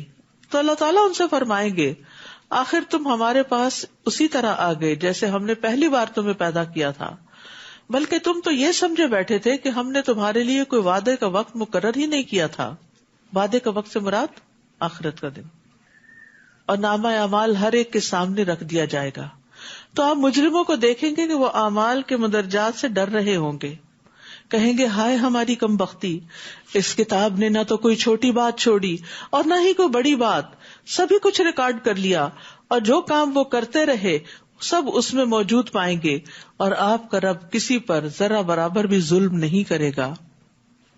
تو اس سے یہ پتہ چلتا ہے کہ انسان کے کبیرہ گناہوں کے علاوہ صغیرہ گناہ بھی لکھے جاتے ہیں، اور قیامت کے دن ذرا برابر بھی نیکی اور بدی انسان نے جو کی ہوگی وہ اس کے سامنے آ جائے گی. تو انسان چھوٹے گناہوں سے بھی بچے اور اللہ سے سوال کرے. وَإِذْ قُلْنَا لِلْمَلَائِكَةِ اسْجُدُوا لِآدَمَ فَسَجَدُوا إِلَّا إِبْلِيسَ كَانَ مِنَ الْجِنِّ فَفَسَقَ عَنْ أَمْرِ رَبِّهِ. اور وہ واقعہ یاد کرو جب ہم نے فرشتوں سے کہا کہ آدم کو سجدہ کرو تو ابلیس کے سوا سب نے سجدہ کیا، وہ جنوں میں سے تھا، اس لیے اپنے رب کے حکم سے سرتابی کی. کیا تم مجھے چھوڑ کر اسے اور اس کی اولاد کو اپنا دوست بناتے ہو حالانکہ وہ تمہارا دشمن ہے؟ ایک ایسا برا بدل ہے جسے ظالم لوگ اختیار کر رہے ہیں. میں نے تو انہیں نہ اس وقت گواہ بنایا تھا جب آسمان اور زمین پیدا کیے تھے، اور نہ اس وقت جب خود انہیں پیدا کیا تھا، اور میں گمراہ کرنے والوں کو اپنا مددگار بنانے والا بھی نہیں. اور جس دن اللہ مشرکوں سے فرمائے گا ان معبودوں کو تو بلاؤ جنہیں تم میرا شریک خیال کرتے تھے، وہ انہیں پکاریں گے تو صحیح مگر وہ معبود انہیں کوئی جواب نہ دیں گے، اور ہم ان کے درمیان ہلاکت کا گڑھا یعنی جہنم مشترک کر دیں گے. تو یاد رکھیے قیامت کے دن کوئی کسی کے کام نہیں آنے والا، اور مجرم جب دوزخ کو دیکھیں گے تو انہیں یقین ہو جائے گا کہ وہ اس میں گرنے والے ہیں اور اس سے بچاؤ کی کوئی راہ نہیں پائیں گے. اور ہم نے قرآن میں لوگوں کو طرح طرح کی مثالوں سے سمجھایا ہے، مگر انسان اکثر باتوں میں جھگڑالو واقع ہوا ہے، بحث کرنے لگتا ہے، کوئی نقص نکالنے لگتا ہے.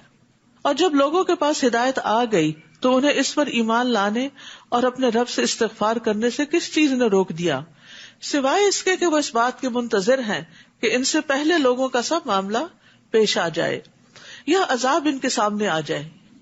اکثر قوموں نے یہی حال کیا نا کہ انہوں نے عذاب کے آنے کا انتظار کیا اور اس سے پہلے مان کے نہ دیے. ہم رسولوں کو صرف اس لیے بھیجتے ہیں کہ وہ لوگوں کو بشارت دیں اور ڈرائیں، اور کافر لوگ ان رسولوں سے بےہودہ دلائل کے ساتھ جھگڑا کرتے ہیں تاکہ وہ ان سے حق کو نیچا دکھائیں، اور انہوں نے میری آیات اور تنبیہات کو مذاق بنا رکھا ہے. اس شخص سے بڑھ کر ظالم اور کون ہوگا جسے اللہ کی آیات سے نصیحت کی جائے اور وہ اس سے منہ پھیر لے. یعنی آپ کبھی کسی کو کہتے ہیں نا یہ بات قرآن میں لکھی ہے ایسا نہیں کرنا چاہیے، تو لوگ اس کے اوپر بھی مذاق بنا لیتے ہیں. تو یہاں پر اس شخص کو سب سے بڑا ظالم قرار دیا گیا کہ جو آیات کے سامنے منہ پھیر لے، آیات نہ سننا چاہے اور اپنے وہ سب کام بھول جائے جو اس نے آگے بھیجے ہیں، اپنے کرتوت، اپنے گناہ.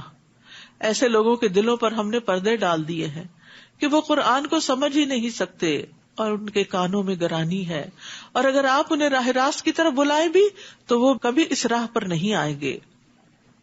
وَرَبُّكَ الْغَفُورُ ذُو الرَّحْمَةِ لَوْ يُؤَاخِذُهُم بِمَا كَسَبُوا لَعَجَّلَ لَهُمُ الْعَذَابَ بَل لَّهُم مَّوْعِدٌ لَّن يَجِدُوا مِن دُونِهِ مَوْئِلًا.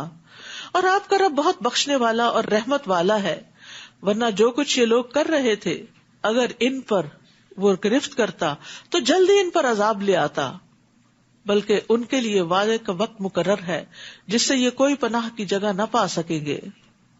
اور یہ عذاب رسیدہ بستیاں ہیں، جب انہوں نے ظلم کیا تو ہم نے انہیں ہلاک کر ڈالا اور ہم نے ان کی ہلاکت کے لیے ایک وقت مقرر کر رکھا تھا. یعنی پچھلے انبیاء کی جو قومیں تھیں ان کی تباہی اپنے مقرر وقت پر ہوئی.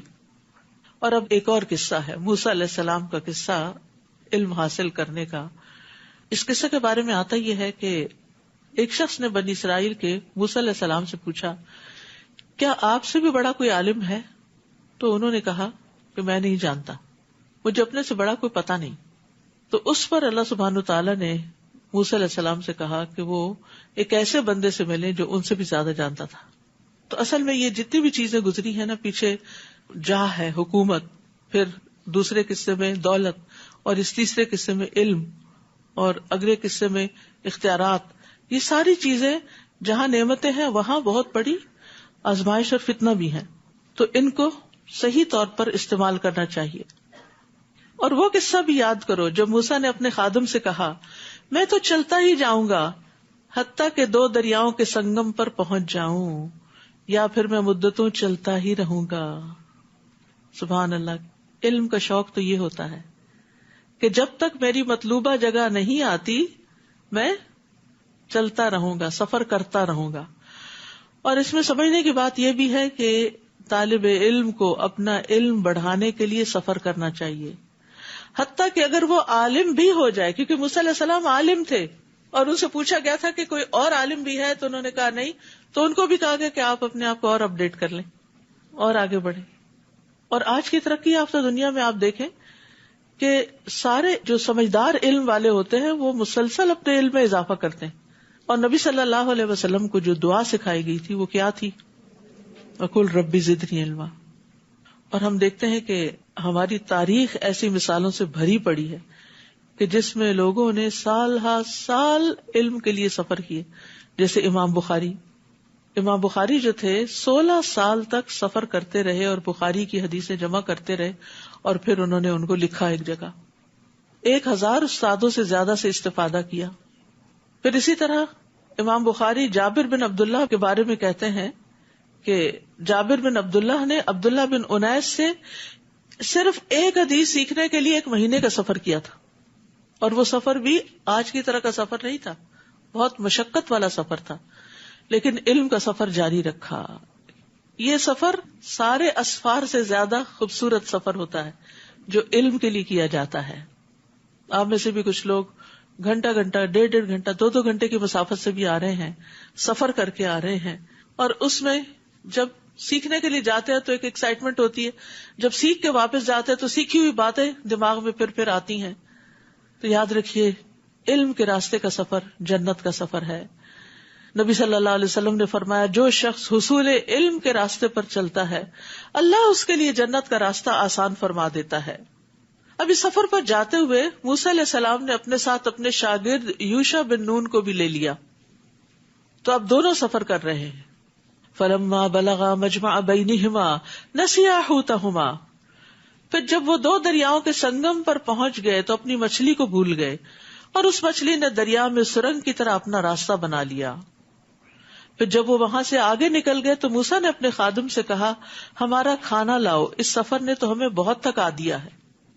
تو کبھی کبھی سفر بہت تھکا بھی دیتا ہے اور اس کا اظہار بھی انسان کر لیتا ہے، تو کوئی بات نہیں. خادم نے جواب دیا، بھلا دیکھو، جب ہم چٹان کے پاس ٹھہرے ہوئے تھے تو میں آپ سے مچھلی کی بات کرنا بھول گیا تھا. یہ اللہ کے حکم سے ہی آپ مچھلی لے کے چلے تھے، اور یہ ایک نشانی تھی کہ جہاں یہ مچھلی زندہ ہوگی، ظاہر ٹوکری میں ڈال کے لے گئے تھے، ٹوکری میں رکھی ہوئی مچھلی زندہ نہیں ہوتی، لیکن اللہ کے حکم سے اس کو ایک جگہ زندہ ہو کے پانی میں جانا تھا، وہی تمہاری جگہ ہوگی جہاں خضر تم سے ملیں گے. لیکن ہوا یہ کہ موسیٰ علیہ السلام وہاں سو گئے، اور جو ان کے شاگرد تھے وہ ان کو بتانا بھول گئے اور کافی آگے نکل گئے. تو وہ مچھلی دریا میں چلی گئی تھی. موسیٰ نے کہا اسی چیز کی تو ہمیں تلاش تھی. چنانچہ وہ اپنے قدموں کے نشانوں پر واپس آئے. یہ واپسی بڑی مشکل ہوتی ہے. وہاں انہوں نے ہمارے بندوں میں سے ایک بندے کو پایا جسے ہم نے اپنی رحمت سے نوازا تھا اور اپنے ہاتھ سے ایک خاص علم عطا کیا تھا. اور یہ بندہ کون تھا؟ خضر علیہ السلام. ان کی اصل حقیقت نہیں معلوم کہ کوئی انسان تھا یا کوئی جن تھا یا کوئی فرشتہ تھا. بہرحال اللہ کے بندوں میں سے ایک بندہ تھا. موسیٰ نے اس بندے خضر سے کہا اگر میں آپ کی پیروی کروں تو کیا آپ اس بھلائی کا کچھ حصہ مجھے بھی سکھا دیں گے جو آپ کو سکھائی گئی؟ کتنی عاجزی ہے کہ کیا آپ مجھے سکھائیں گے جو آپ کے پاس علم ہے. اس بندے نے کہا آپ میرے ساتھ کبھی صبر نہ کر سکیں گے، کیونکہ معلم کو طلب علم کی صعوبتوں مشقتوں کا اندازہ ہوتا ہے. بعض لوگ بہت ایکسائٹیڈ ہوتے ہیں ہم نے یہ کورس کرنا ہے، یہ پڑھنا ہے، لیکن پھر کیا ہوتا ہے تھوڑے ہی دن میں ہمت ہار بیٹھتے ہیں. تو انہوں نے کہا کہ یہ تو بڑا صبر والا علم ہے، اس میں تو بڑا صبر چاہیے، اور اتنا صبر تمہارے پاس نہیں. یاد رکھیے بڑے مقام تک پہنچنے کے لیے بڑی منزلیں طے کرنی پڑتی ہیں، اور بڑی منزلیں طے کرنے کے لیے زیادہ صبر کرنا پڑتا ہے انسان کو. جیسے اگر آپ پھولوں کی پنیری لگا لیں تو وہ اسی سیزن میں آپ کو پھول دے دیتے ہیں، لیکن اگر آپ کوئی درخت لگائیں تو کئی سال آپ کو انتظار کرنا پڑتا ہے. تو یہ انتظار صبر مانگتا ہے، اور بعض اوقات آپ اس کے پھل کھا بھی نہیں سکتے. تو انہوں نے کہا کہ آپ میرے ساتھ کبھی صبر نہ کر سکیں گے، اور جس واقعے کی حقیقت کا آپ کو علم نہ ہو اس پر آپ صبر کر بھی کیسے سکتے. ان کو معذور بھی سمجھا. موسیٰ نے کہا آپ انشاءاللہ مجھے صابر پائیں گے. ایکسائٹیڈ ہیں وہ، اور میں کسی معاملے میں آپ کی نافرمانی نہیں کروں گا. استاد اور شاگرد کے بیچ میں جو رشتہ ہوتا ہے وہ ایسا ہی ہوتا ہے. اگر شاگرد استاد کی بات ہی نہ مانے تو وہ سیکھ نہیں سکتا. مثلا استاد کہتا ہے 10 دفعہ یا 7 دفعہ سبق پڑھ کے آؤ، اور وہ نہیں پڑھتا تو کہاں سے پھر اس کو یاد ہوگا. تو یہاں پر استاد اور شاگرد کے تعلقات کیسے ہونے چاہیے اس کا ذکر کیا گیا ہے. موسیٰ نے کہا آپ انشاءاللہ مجھے صابر پائیں گے اور میں کسی معاملے میں آپ کی نافرمانی نہیں کروں گا. خضر نے کہا اچھا اگر آپ کو میرے ساتھ رہنا ہے تو پھر مجھ سے کوئی بات نہیں پوچھیں گے، نو کوشچن، حتیٰ کہ میں خود ہی آپ کو اس سے آگاہ کروں. چنانچہ وہ دونوں چل کھڑے ہوئے حتیٰ کہ ایک کشتی میں سوار ہوئے تو خضر نے اس کشتی میں شگاف ڈال دیا، سوراخ کر دیا. اب کشتی میں سوراخ کا مطلب کیا ہے؟ سب کو ڈبونا. موسیٰ نے کہا کیا تم نے اس لیے شگاف ڈالا ہے کہ کشتی والوں کو ڈبو دو؟ یہ تو تم نے خطرناک کام کیا ہے، چپ نہ رہ سکے نا. خضر نے کہا میں نے کہا نہ تھا کہ تم میرے ساتھ صبر نہ کر سکو گے. موسیٰ نے جواب دیا مجھ سے جو بھول ہو گئی اس پر میری گرفت نہ کیجیے اور میرے لیے میرا کام مشکل نہ بنائیے. چنانچہ وہ دونوں پھر چل کھڑے ہوئے حتیٰ کہ ایک لڑکے کو ملے جسے خضر نے مار ڈالا. موسیٰ نے کہا تم نے تو ایک بے گناہ شخص کو مار ڈالا جس نے کسی کا خون نہیں بہایا تھا، یہ تو تم نے بہت ناپسندیدہ کام کیا. تو بہرحال علم کے راستے میں صبر کرنا، استاد کی بات ماننا، کیونکہ بعض اوقات پتہ نہیں ہوتا نا انسان کو کہ یہ بات کیوں کہی جا رہی ہے، اس کا نتیجہ کیا ہوگا، اور اس کا مقصد کیا ہے، اس کی حکمت کیا ہے. اور یہ صرف دینی علم ہی نہیں، دنیاوی علوم میں بھی صبر چاہیے ہوتا ہے. ایک ڈگری کو کئی سال چاہیے ہوتے ہیں، ڈاکٹر بننے کے لیے اس سے بھی زیادہ پڑھنا پڑتا ہے. پھر اسی طرح گھر کے کام کاج سیکھنے کے لیے بھی صبر چاہیے ہوتا ہے. مطلب جب نیا نیا کھانا پکانا سیکھتے ہیں تو جلدی چاہتے کہ جلدی پک جائے، اور پھر اگر جو سکھانے والا تو کہتے یہ کیوں ڈال دیا، وہ دیکھے کتنا اس میں سے دھواں نکل رہا ہے، وہ جلنے لگا ہے، پانی زیادہ ہو گیا، وہ کم ہو گیا. تو یہ سارے مرحلے سیکھنے کے دور میں آتے ہیں، لیکن یہ کہ سیریس نالج کے لیے بہت سیریسنس بھی چاہیے ہوتی ہے. وآخر دعوانا ان الحمد للہ رب العالمین. سبحانک اللہم و بحمدک اشہد ان لا الہ الا انت استغفرک و اتوب الیک. السلام علیکم و رحمۃ اللہ وبرکاتہ.